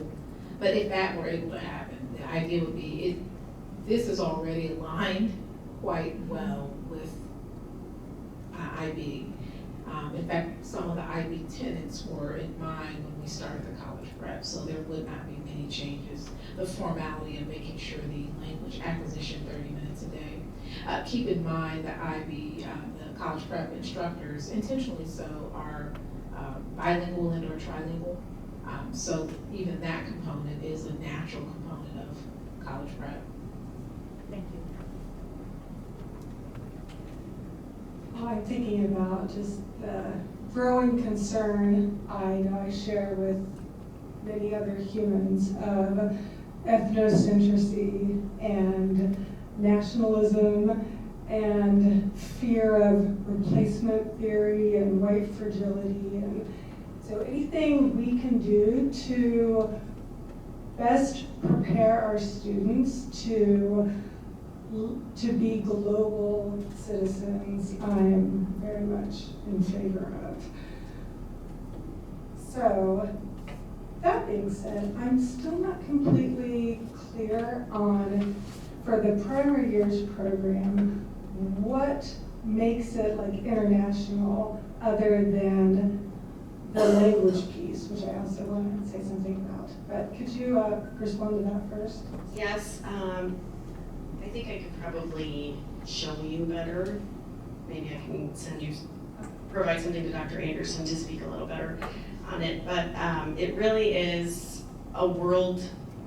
It's giving the kids a world view and just being those problem-based thinkers and driving their own thinking and driving their own learning. So they really choose with guidance what they want to learn, how they're going to learn it, and they become those deeper thinkers. So that is what's kind of different. It's not necessarily the Kansas standards based, and that's it. It's a global thinking. There are some videos, I was trying to find a couple of them, and in the interest of time, given the hour, I will even attempt to try to send that to our DJ over here. Oh, I almost did send it to him, so I saw that video. But I will send that to you, so you can see here's what an elementary IB, since there's not one in Kansas, but you can see here's what an elementary IB looks like and how they incorporate the various components seamlessly. Dr. Goldberg. Don't the AP classes in IB, doesn't this appeal more to the upper level students? And we have an AVID program.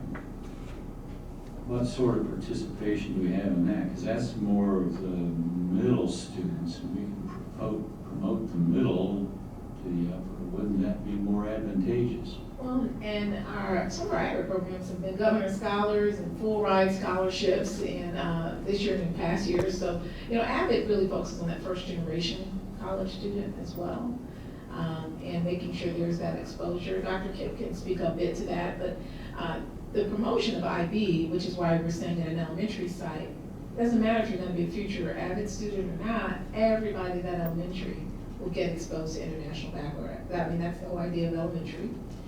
Once you get to the high school end, and everyone will be exposed to some level of some language, but once you get to the high school end, in terms of that IB component, it's possible that an AVID student in alignment with AVID would still be applicable. Many of our AVID students do take AP courses, so AVID again is, it does target students who may not have the exposure, you're right, which might be your middle level, but it is designed in such a way to promote those students. Our college advocate, my second year, was from Yale. He was an AVID student, and he came back here to be a college advocate to promote AVID. So that's just a side piece. Dr. Anderson just addressed everything I was going to say. Mr. Tatum. One last question. With the schools that were surveyed, Topeka High responded at 21% favorability for exploring the IB program. Do we have a sense of what the concerns were at Topeka High? Similar to really where the middle school was. They have a lot that's occurring right now. They have a lot on their plate. They just got their true full first groups of students. Next year's cohort's going to be a bit larger. Dual language, we've just expanded that dual language.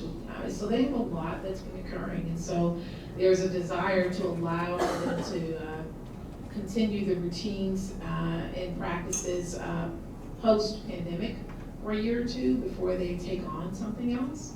That was primarily the conversation. Okay, that makes sense. Thank you. Sue Campbell. So let's say hypothetically that McClure becomes a IB school. Does does that mean, okay, I'm thinking of parents like me. All right, so let's say there wasn't dual language, because I would pick that first, but, so let's say hypothetically there was no dual language, but I live across the street from Randolph. But, oh, I want my child to be in the IB program. Too bad, too sad, I need to move over to McClure attendance area. I would anticipate we have a Magna application, signature school application, dual language. I think, once we start an IB school, then in fairness to families, first preference to those that live in the neighborhood, then an application process would be necessary, especially since you have people coming internationally that at times just want to go to the IB school because they know it's the same curriculum of wherever they left. And professors often will pick an IB school when they're going to be somewhere short-term. So does that answer that question? Yeah, another magnet, so, which is fine. Right, it would be an application like a magnet. For college prep, people have to apply. We have a waiting list, so. Okay, so maybe magnet or just application process. Well, I think the first step is we go through the IB. When we come back to ask you, do you want to make it an IB magnet? I guess we didn't have that conversation, but to get in the building, it would be an application process. Much like college prep is not called a magnet, it's just college prep academy, but you have to apply to get in. Okay, I see, thank you. And just one last comment. If we were to move forward with McClure being an IB elementary school, I would recommend that we choose a language other than Spanish, so it's not competing with Scott or English speakers. Just one of the parts of this process, it's community and school driven. So really asking the community, the school community, what languages would they like to, would they like offered. So if you have at Whitson, for example, they had a population of families that live in the area that, were Spanish speaking before they like that. We certainly can suggest some languages that we are continuing to try to develop, like French. That's one language that we continue to try to develop and grow our capacity. I think, as we pick the language, the initial thought would be asking parents and the staff, but really asking parents, here are the languages at the high schools currently, because not every parent knows that unless your kid's in high school. They may not know even German and some of these other, even sign language for that matter, which is a language, so that could be the language. So, but sharing, here are all the world languages that we offer, and can you rank from 1 to 3 what you have an interest in? I'm thinking that would probably be the first step, is to gain that interest.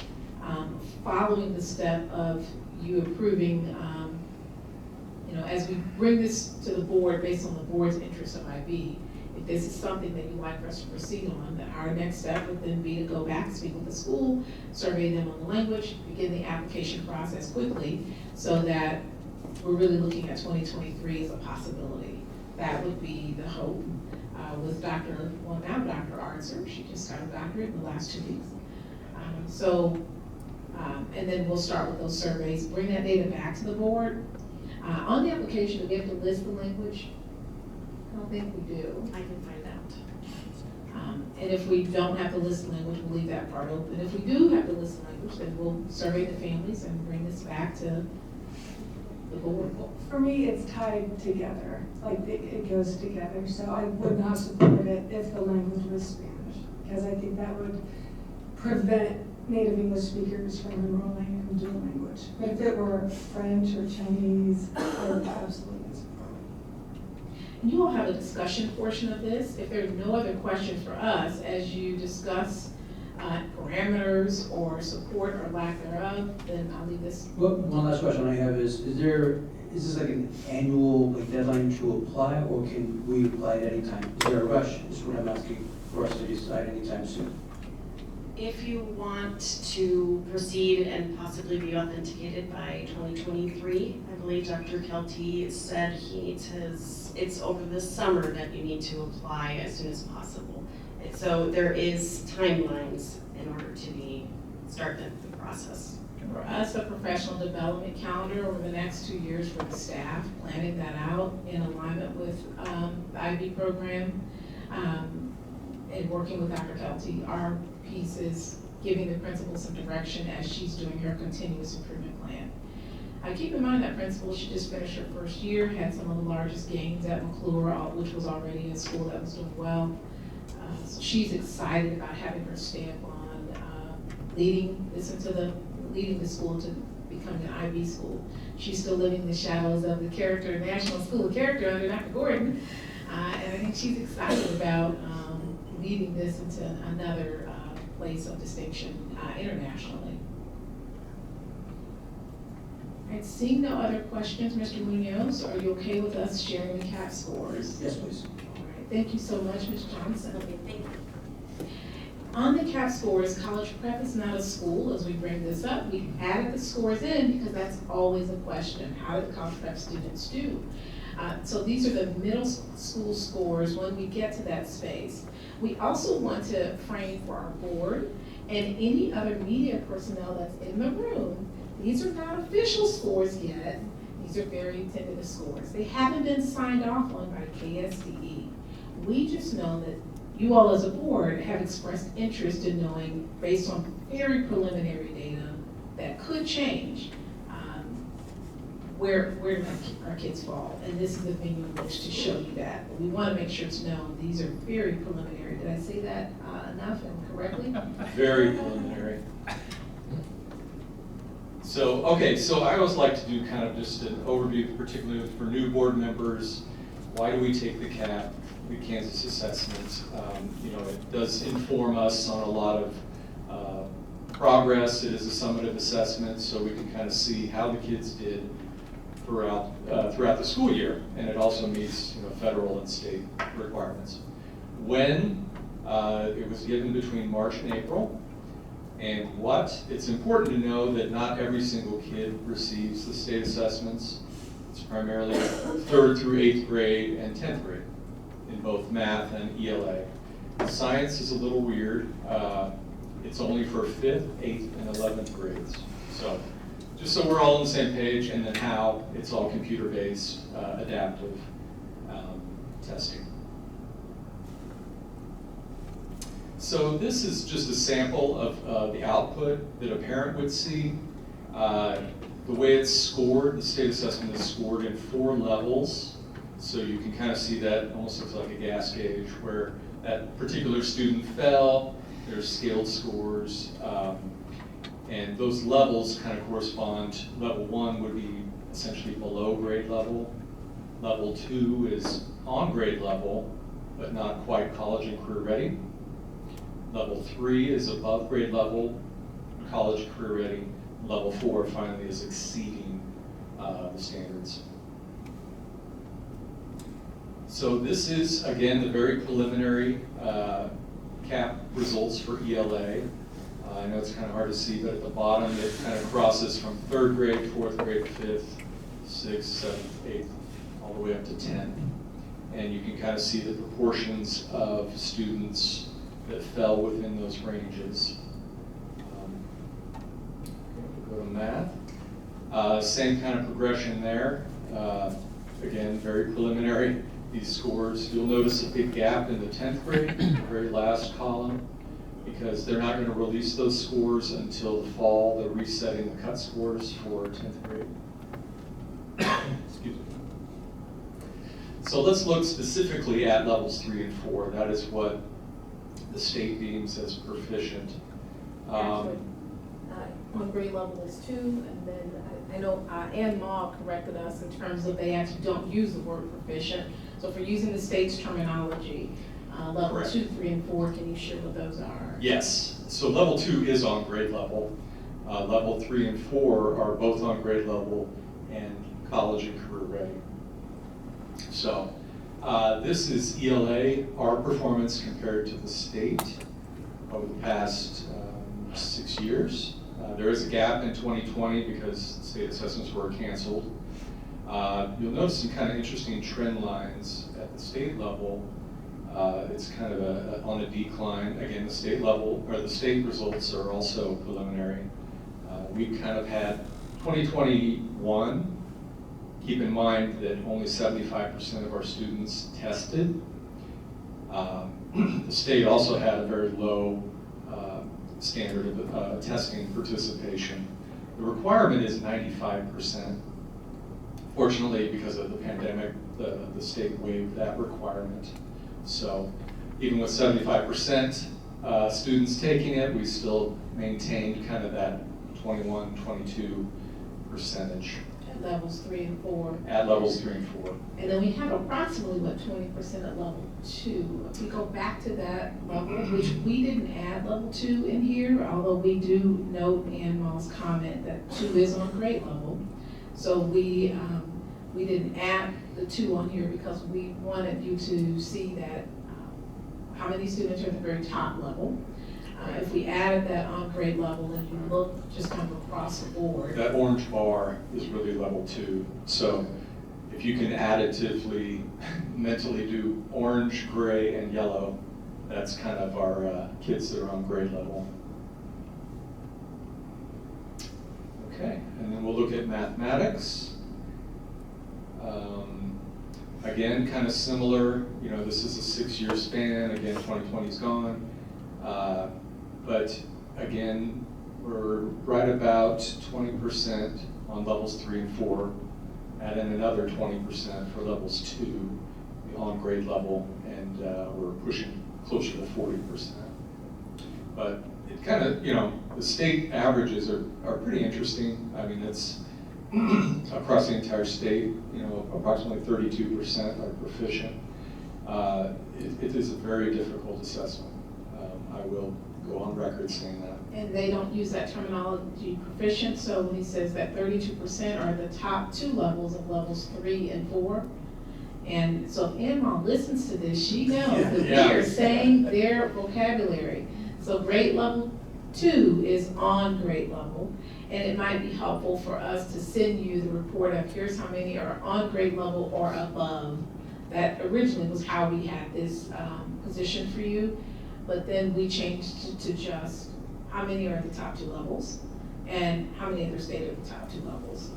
So that being said, then we looked at college prep, and again, this is just levels 3 and 4 for college prep. Actually, I have all of the levels on here, but that purple one is just levels 3 and 4 combined.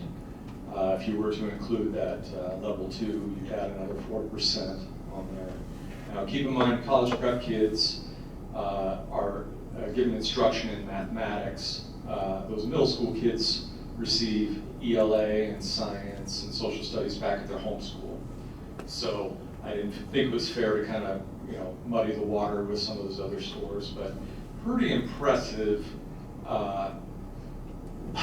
proficiency for the college prep mathematics, and I think this is the highest they've had since the inception of the program. And I believe last year was something about 80%. Yeah. So, college prep teaches 2 grade levels above, it gives the ACT in 9th grade. That's the structure, that it's structured so that you're going to be learning high school content. If you're in 6th grade, you'll be learning 8th grade content and so forth. So, which you know that because your child is in college prep, Mr. Tatum. And finally, I just wanted to highlight some of the schools that actually outperformed the state this year. McEachran, I don't know what their secret sauce is, but they're doing really well. Their 4th and 5th grade ELA and their 4th and 5th grade math outperformed the state, as well as their science in 5th grade. That 5th grade team was pretty phenomenal, elevating all their kids in ELA, math, and science. McCarter, their 3rd grade, which is really impressive. That 3rd grade class is the first time they take the assessment. So that 3rd grade class over at McCarter, their ELA scores were out higher than the state averages. And the aforementioned McClure, they had an incredible growth in their 4th grade ELA, 3rd and 5th grade in math, and also science 5th grade. One that kind of bumped up, it's normally not on the radar of outperforming, is Randolph's 4th grade. They outperformed the state in ELA and mathematics. Finally, Whitson, there's 5th grade science outperformed the state. And I just threw this in, we've had an increase in the number of students who are scoring a perfect score on the CAP. 37 students this year scored perfect scores, which is just phenomenal. It's extremely difficult to get a perfect score. That concludes our CAP presentation, and we are open to entertaining questions. We do know at the end of our board meeting tonight, there's a closed session, so, but we'll turn this over to Mr. Munoz. Thank you all. Are there questions about CAP results? Dr. Goldberg. 2, you said 100% of students don't take it. How is that? The state doesn't require all the students to take it. So what grade levels take the CAP? Well, 3rd through 8th, and then 10th grade. So a student can opt out? A student in the state of Kansas, we are not one of the states that requires the state assessment. Parents, we did have some parents that wanted to opt out this year, but the district is required a 95% participation rate. Is that why this is all preliminary? It's preliminary because the state and KU, their contracted agency that calculates and does all the psychometrics, they're still looking at all the numbers throughout the state from all the districts and just finalizing, because they kind of grade on the curve, and what they're trying to do is, you know, with the statistics, I don't want to go into all that, but it's right or wrong. They're determining the cut score and what makes a level 3 and 4 and 2. That's one piece. The other thing is sometimes students move in the middle of the test, so they have to ensure that the student is assigned to the right school. That is something that changes. Or a student might move right before the test or something like that. yeah, we had a student take the ELA and then move to Wichita and took math down there. So is it our scores or is it, so there's a lot of convoluted things that they're trying to work out. So again, we really are not in a position to fully share the scores beyond reporting to you the preliminary information. And if there are other things that you want, like, okay, if we add up 2, 3, and 4 those levels, or if you want us to return back when we have the final data, which would be certainly somewhere in July, we know we probably have it by then, we would do that. What stuck out to me was that starting in 2016, that our scores in many of those measures were going up continuously year after year. Obviously, credit goes to you, Dr. Anderson, because you started right at that time, right? I did, and really it's the staff Yeah. agreed to start doing lesson planning in ways that were different, and I believe Ms. Boley was on the team then at Ross, and a lot of the data consoles started in those, a lot of those pieces. So we're excited to see some momentum. We also are looking at trends that are areas of great focus as we look at learning loss. You know, students they move from reading for fun to reading to learn, right, in that 2nd, 3rd grade time frame. So if you were in the pandemic in 1st and 2nd grade, logic would be that it's more likely your literacy score for 3rd grade is not going to be as strong because you were on a computer and you weren't reading and writing the way you normally would. So we're really looking at that performance. But the trajectory has continued to go up, and we're excited we weren't sure if we'd see any movement this year, the first year after the pandemic, so. Yeah, in general, we did decline slightly in English language arts, like Dr. Anderson mentioned. Mathematics, we've jumped almost 3 to 4%. So, you know, in this world of learning loss, it's always good to see positive numbers, particularly at a district level to move 3%. I mean, that's a lot of individual schools having positive impact. Ms. Boley. So on our ELA, we lost, what, 1.7% as the data dude? Is that a lot? I mean, for a COVID year, what we've gone through, our COVID year?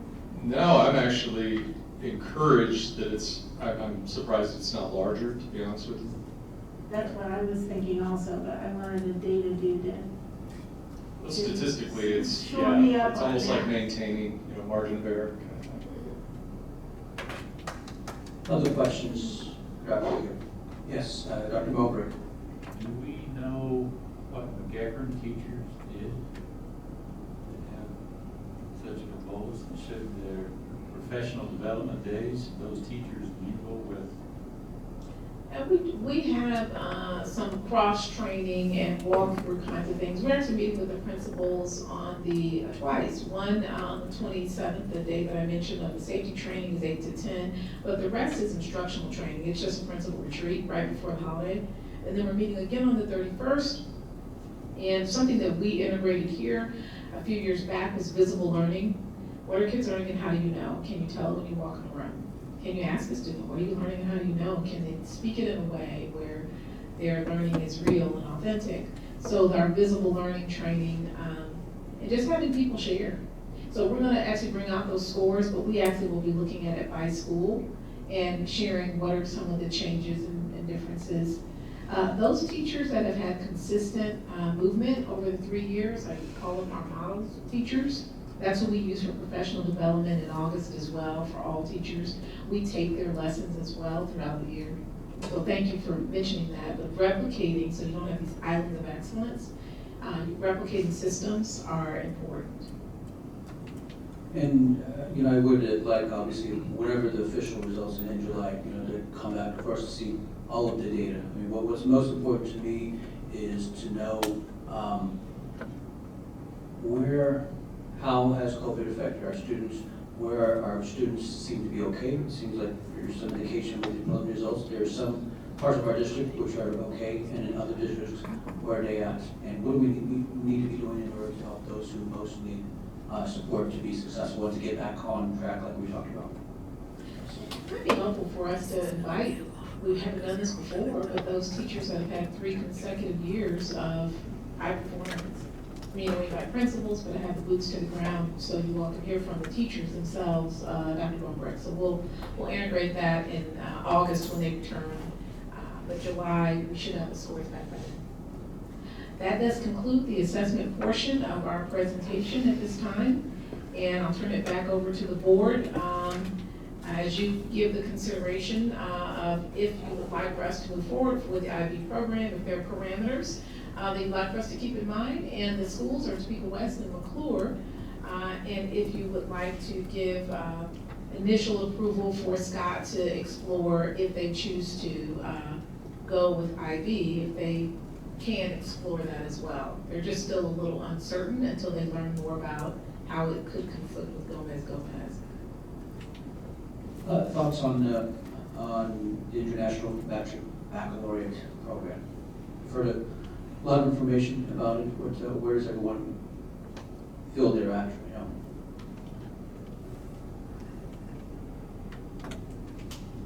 I feel in favor for it.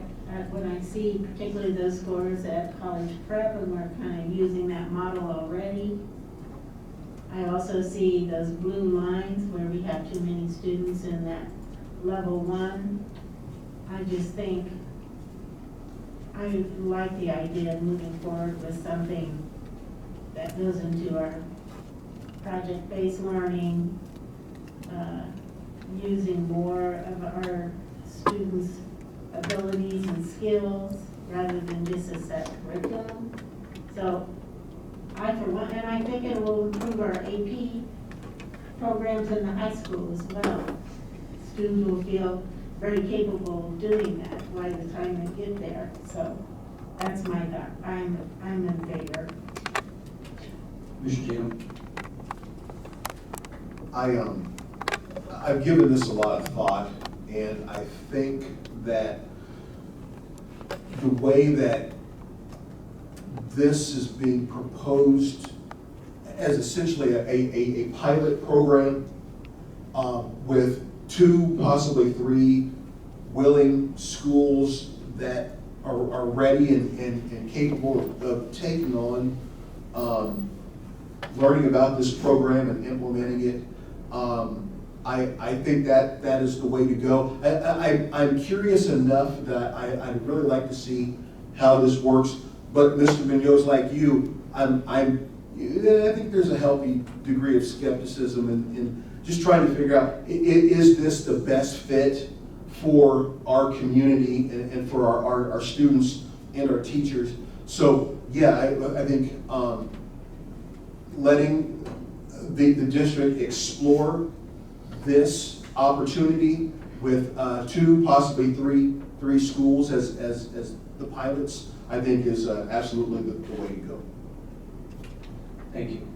Others, where you stand on this? Dr. Schumacher. Yeah, so I think I would agree. I do share some of Ms. Stewart-Campbell's concern about Scott and wanting to grow Scott and the dual language program and whether there would be competition, but I think it would be really nice if there was room for IB at Scott. And I think thinking of this as a pilot, because as Ms. Foley said, there's a lot of blue lines there, but when we look at McClure and probably Topeka West, there's less blue lines at those 2 schools. And so seeing if it works, but then being able to expand it to other schools where learning some of that problem-based learning really would make a bigger difference in some of those kids' lives. But I think you have to start somewhere, and I think at a place that's open to it, because it's a lot of work. And see if it can succeed, and then try to build on that.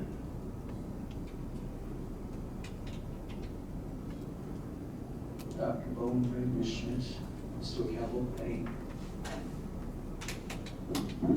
I have mixed feelings. We didn't really address those 4 negatives that were brought up last time IB was brought up.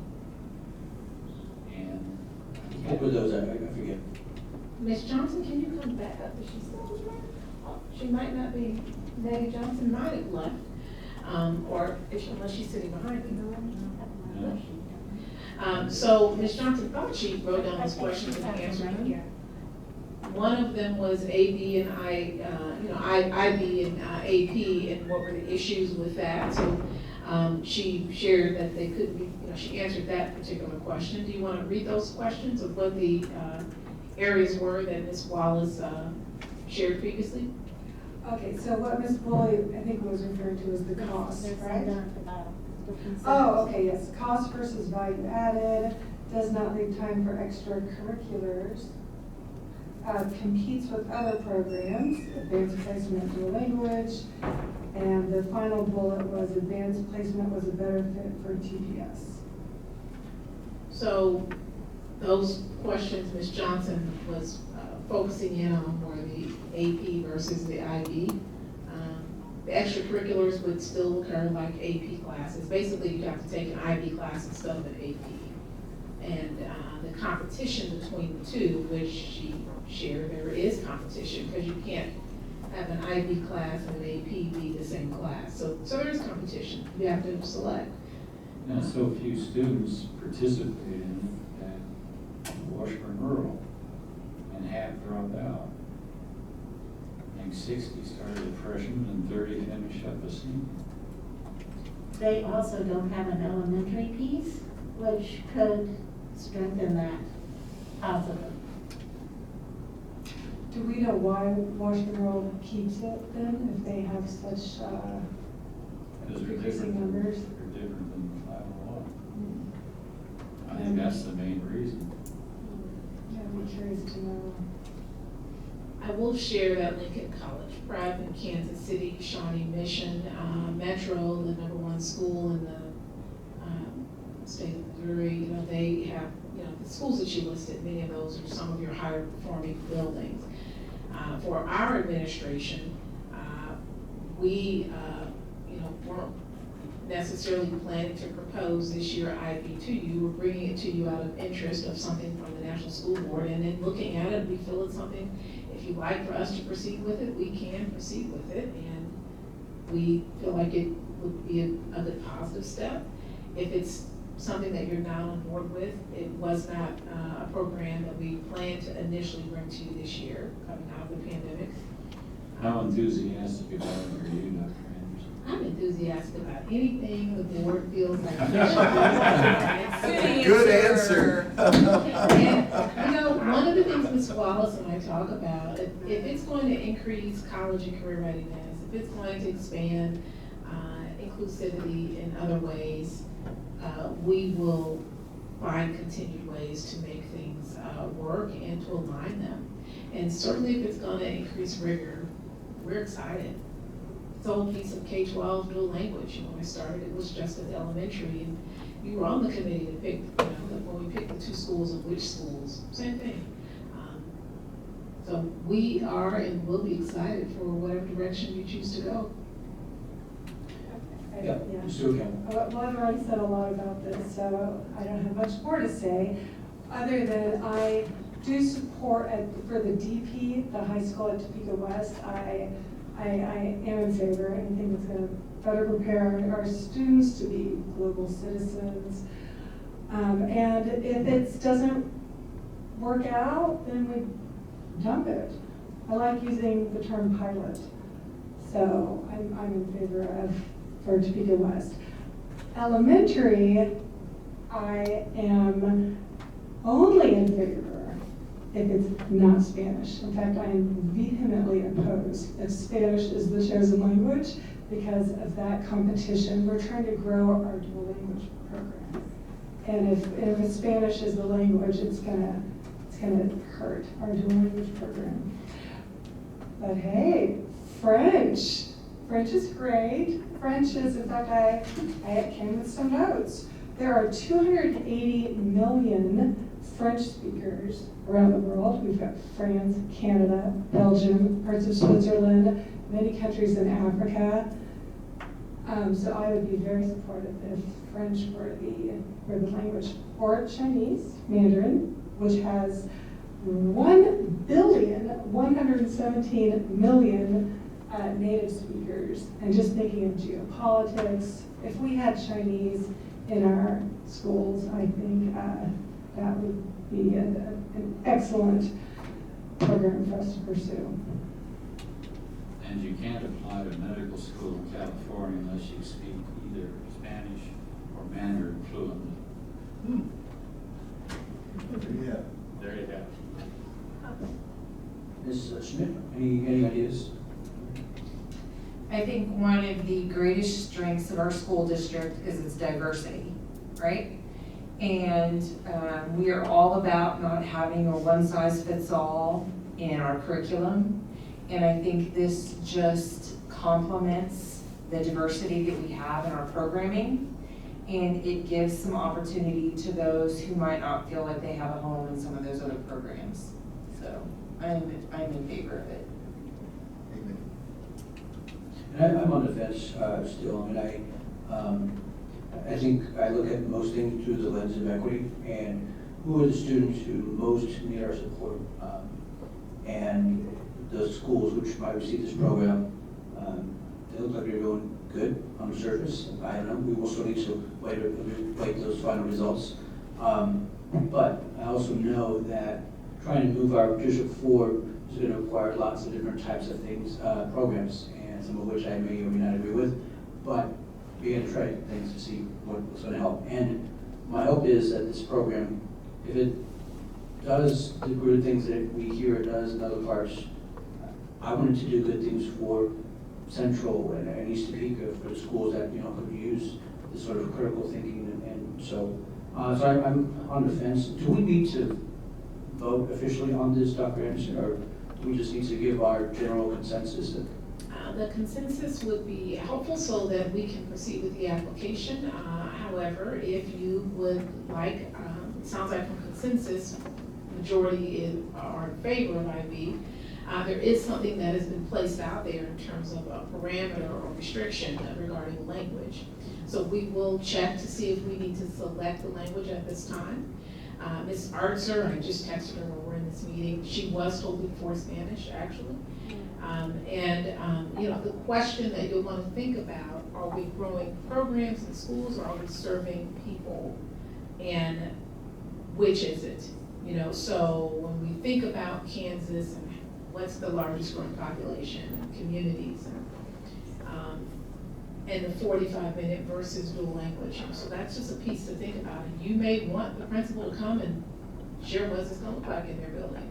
So we can look at the application, and again, if it asks for the language now, and there's further discussion that you want to have on any language restriction, then perhaps we would delay the application another 2 weeks and come back. I think the idea of the pilot would at least give us the initial steps of asking parents. The principal, wanted to proceed with Spanish, but just asking parents without the leading question of what the principal does or doesn't, because it's also not about the principal. It's really about what do kids need and what do parents need and want in this community that's going to serve them well. So the consensus is helpful for me. You do have an possible action on the next item. The possible action is, are you in support of an IB, a motion in support of the district having an IB program at this time? And if the answer is yes, that helps us with that. What I understand you to say is that before we proceed with the application, I need to come back to you regarding the language. That's what I'm understanding. I'm now on the fence. Yeah. So I don't think we have consensus. So. Others? Do we have, is it majority that we need? And I'm going to turn it over to Ms. Whiteman, because the next thing on here is your possible action. Ms. Whiteman, can you share how that would proceed since they now have the discussion? Certainly, You might have to speak at the microphone or the one that. Certainly can talk and agree and give direction to the superintendent with a consensus. But remember, if you take action, all it takes is 4 votes. So you could vote one way or vote it up or down, or you could, through your discussion, which there seems to be, every time board members discuss, then the audience is counting votes. So if you want to just give direction to the staff, the superintendent, to continue to pursue this, look at it, and bring it back, and then make a decision, a formal vote at the next meeting. There's nothing that says you have to make a decision tonight, particularly if there are questions remaining in individual board members' minds. Is that, so, wait. Do you ever want to take Let's that? table it. I prefer to take final action in 2 weeks once we get answers settled, because although I feel pretty comfortable, I also wasn't aware that before this week that we'd be maybe entertaining the vote, so that'll give me 2 more weeks to think about it and research it a little bit more too. And so what is our direction to Dr. Anderson? We want to proceed with the application and what? And not fill out a language at this time? Are you, the comment of, shall we proceed with letting Dr. Kelty know, who's been waiting since the last board meeting, since the board members invited him here, he's been waiting since then to get direction. So I needed to come back to another board meeting to get that direction. So is the direction to proceed with declaring interest, starting with the 2 schools, West and McClure, but it's possible that you all give us direction on language. Or would you prefer to just not take any step, tell Dr. Kelty that we're still waiting, come back in 2 weeks, and I'll have the principals of those schools, or at least the principal of McClure, and potentially a staff member as well from Topeka West joining. What was the pleasure? 2 weeks with principals. Principals? 2 weeks with principals. And then Mr. Morrissey too, Topeka High. Yeah, but do we want her to go back to Dr. Kelty? Do we want to tell him anything at this time? Or do we want to put him off for 2 weeks?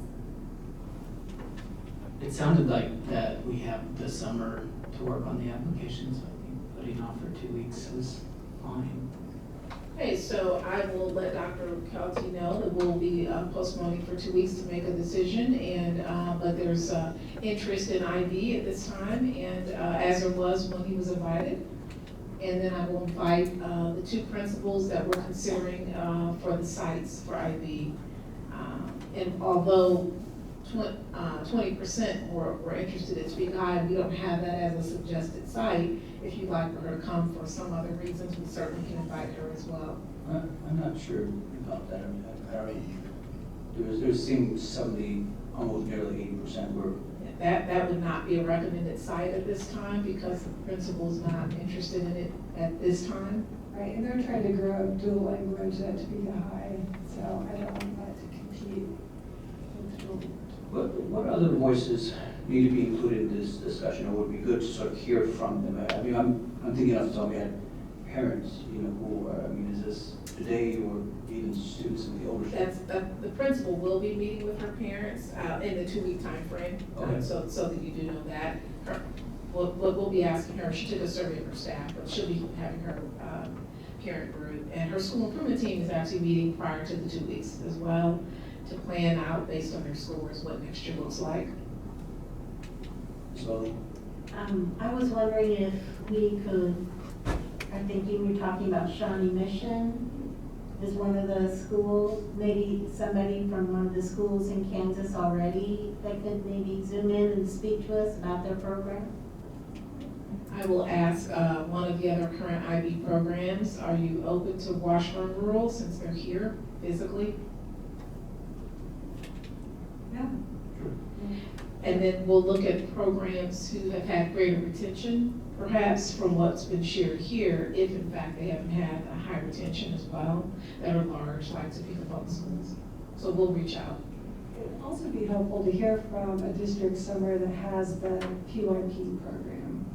What's that? The elementary. The elementary. The primary years. And there wouldn't be anyone in Kansas, but we'll look nationally, which might require us to have to, again, Zoom them in. We were moving away from, we'll see if anyone is local enough to physically come. I mean, that would be ideal. Our principals will be visiting some IB schools, so we'll look at the places where we were looking at visiting over the course of the summer, because training will begin to happen now. So that was Dr. Kelty's piece of getting the application in the immediate future. So we'll invite voices from other schools. did you have enough direction? I have plenty of direction, so thank you so much for that direction, and we'll bring this back in 2 weeks and put it back on the agenda. Okay, thank you, everybody. So the next item on the agenda is board comments / committee reports. Dr. Boneberg. No comment this time. Thank you. Dr. Schumacher.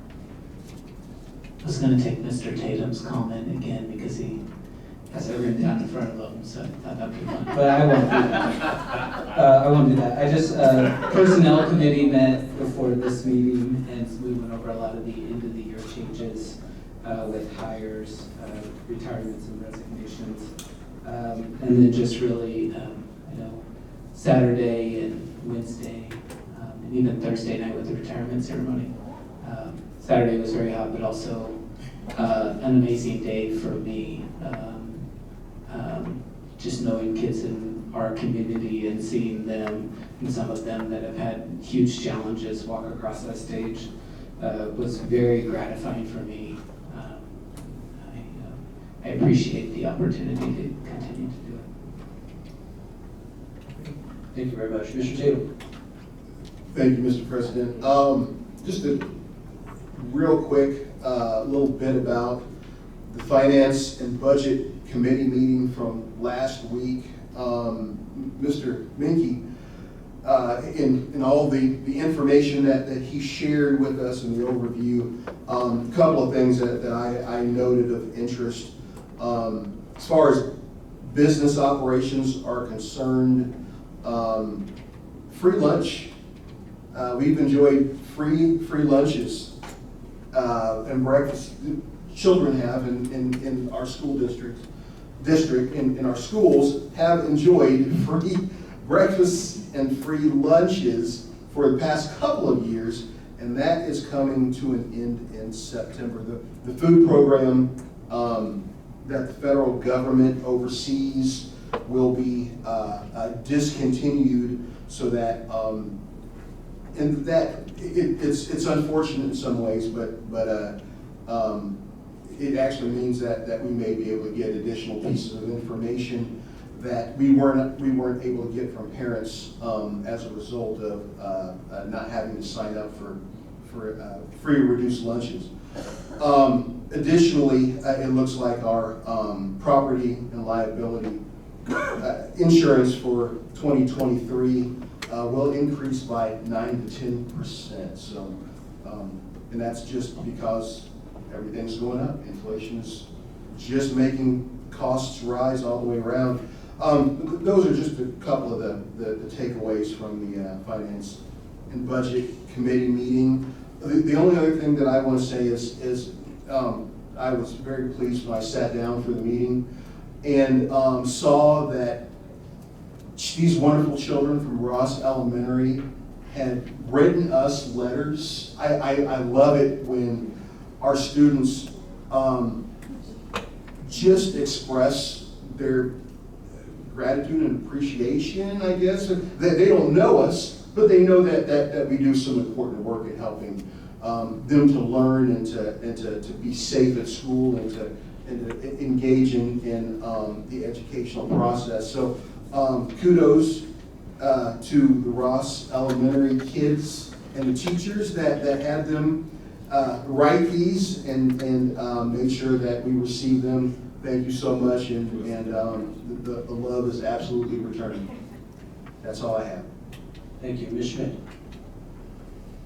So I try to listen to everything and then speak about what made an impression.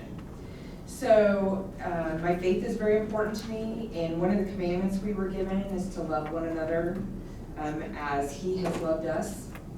And when Jesus was on the earth, you know, He set an example by washing the feet of His disciples as an expression of love and humility and service.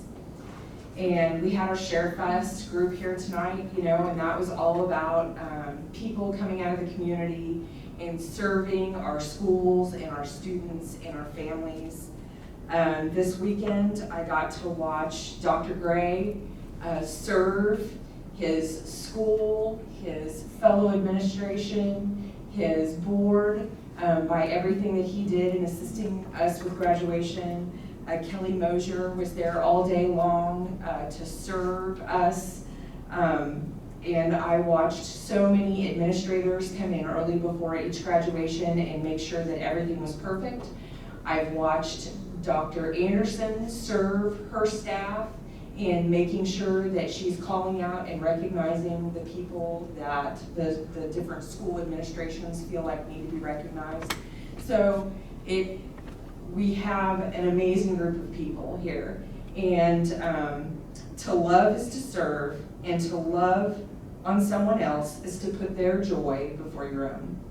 So we have an amazing district that are full of service and looking after others, and I just think that is something we have to call out. It's very easy in these meetings to get stuck in the grind or to focus on negative things that people have to say about school boards and education and whatever those may be. But I think the last week, this is what has spoken to me, is that we have a district full of people that are walking in love and living in service. So. Thanks so much. Stuart Campbell. Well, Ms. Schmidt, who just so eloquently spoke to us all, I want to tell everybody, if you did not know already, that last weekend she earned her master's degree in organizational leadership. Yes. We are so proud of you and your accomplishment. So. And school's almost out. Just a few more days, and I just want to wish everybody a great summer vacation. I'm going to be seeing you in a few weeks. So that's all I have to say. Thank you. Ms. Bowlby. The Intergovernmental Cooperative Council met this week, which is superintendents from around the area, Washburn personnel, library, Topeka Public Library, county, Topeka Public, the library, We had League of Women Voters there. Anyway, it's a large group, city planners. They met this past Tuesday, and we talked about demographics and the population loss in the state of Kansas and how that's affecting our school enrollment. And so if anybody would like to see any of that data, I have it here. You can take it and examine it if you choose. Sheldon's policy committee that we met, they got a COLA adjustment for the cost of living, and we raised the pay for our teachers, and of course they have to figure out a way to cover that as well. And so they definitely got a raise grant to help them with that. They had a dyslexia training for PD Day, and they're going to be able to use the SNAP program information for their enrollment. So that's going to ease some of that paperwork and finding who can qualify for their program. So they were excited about that. Policy committee met and we discussed policies around bullying, and we're going to be talking about upgrading our policy from the new laws that have been put in place by Kansas. And the Kansas State High School Activities Association had their vote, and I am to continue as a chair member on their committee. And at our last meeting, there was a lot of discussion about unfair playing fields in a lot of our state competition, particularly by private schools. And if they would be able to level that playing somehow, and they'll be sending out a vote to all the high school directors, sports directors, coaches, and I'm not sure who else, districts probably, to vote if they want to make those schools go up, like a 5A to a 6A, to get them out of their normal area of play, so they're not winning like 5 state titles. So that will be part of the discussion at the next meeting in the fall. I want to congratulate our counselors for getting $12 million of scholarships for our students. That's a lot of work with our counselors, finding that money for our students to continue to succeed.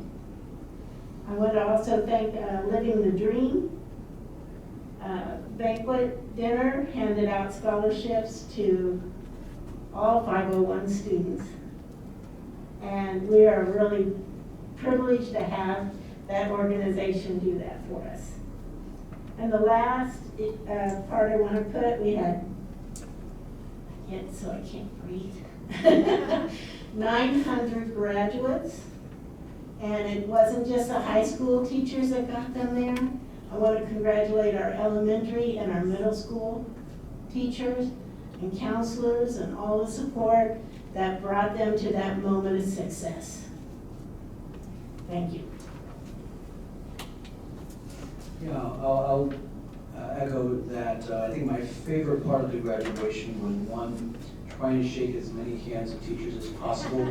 And one of the sad things is that, as you pointed out, that the middle school teachers and the elementary school teachers who worked hard to be able to get them and pass them on to the high schools who would get them across the finish line, that not everybody participates in that, and then maybe, but yeah, shaking as many hands as teachers who were there from the high schools, show our appreciation, tell them directly one-on-one all the work they've done, how much they're appreciated, and also the students, both those who were recognized for outstanding, accolades, but also those who, who struggled, but, worked hard, kept your head to the right, down, and worked to be able to graduate that day. So it was special. I always enjoyed it, and I'm glad to see that 3 of you were part of that, and that it sounded like it really made an impact on you. So that's always the best part of this this job.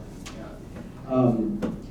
But beyond graduation, there were also lots of different events that were going on, including college prep, promotion, Pine Ridge graduation from our little tiny tots, as well as retirement events for our teachers who are, taking that step to the next phase from Highland Park, Topeka High, and Topeka West. And I think I was moved by hearing the teachers and their description of they weren't talking about a job, they were talking about family and leaving that and how hard it is and the relationships develops. And I think that's what most touched me was to Ms. Schmidt's point is what's developing here is more than any normal job that we might experience here, and it happens here in 501. So that's really special. That's all for me. On that note, family, we have one more. We have one more motion before we. We will not need a 30-minute closed session. When you read that, it'll probably be more like 15 minutes. 15. Okay, I'm looking for a motion for executive session for 15 minutes. Mr. President, I move that the Board of Education of USD 501 recess into executive session for 15 minutes to discuss confidential personnel matters, to protect the privacy of the individuals to be discussed with the leadership staff and the board. Will be open, or will return to open session at, will we be returning to the board meeting at 9:05? 9:05. Okay, we have a motion. Is there a second? Ms. Schmidt, second. Any discussion? Stay in space.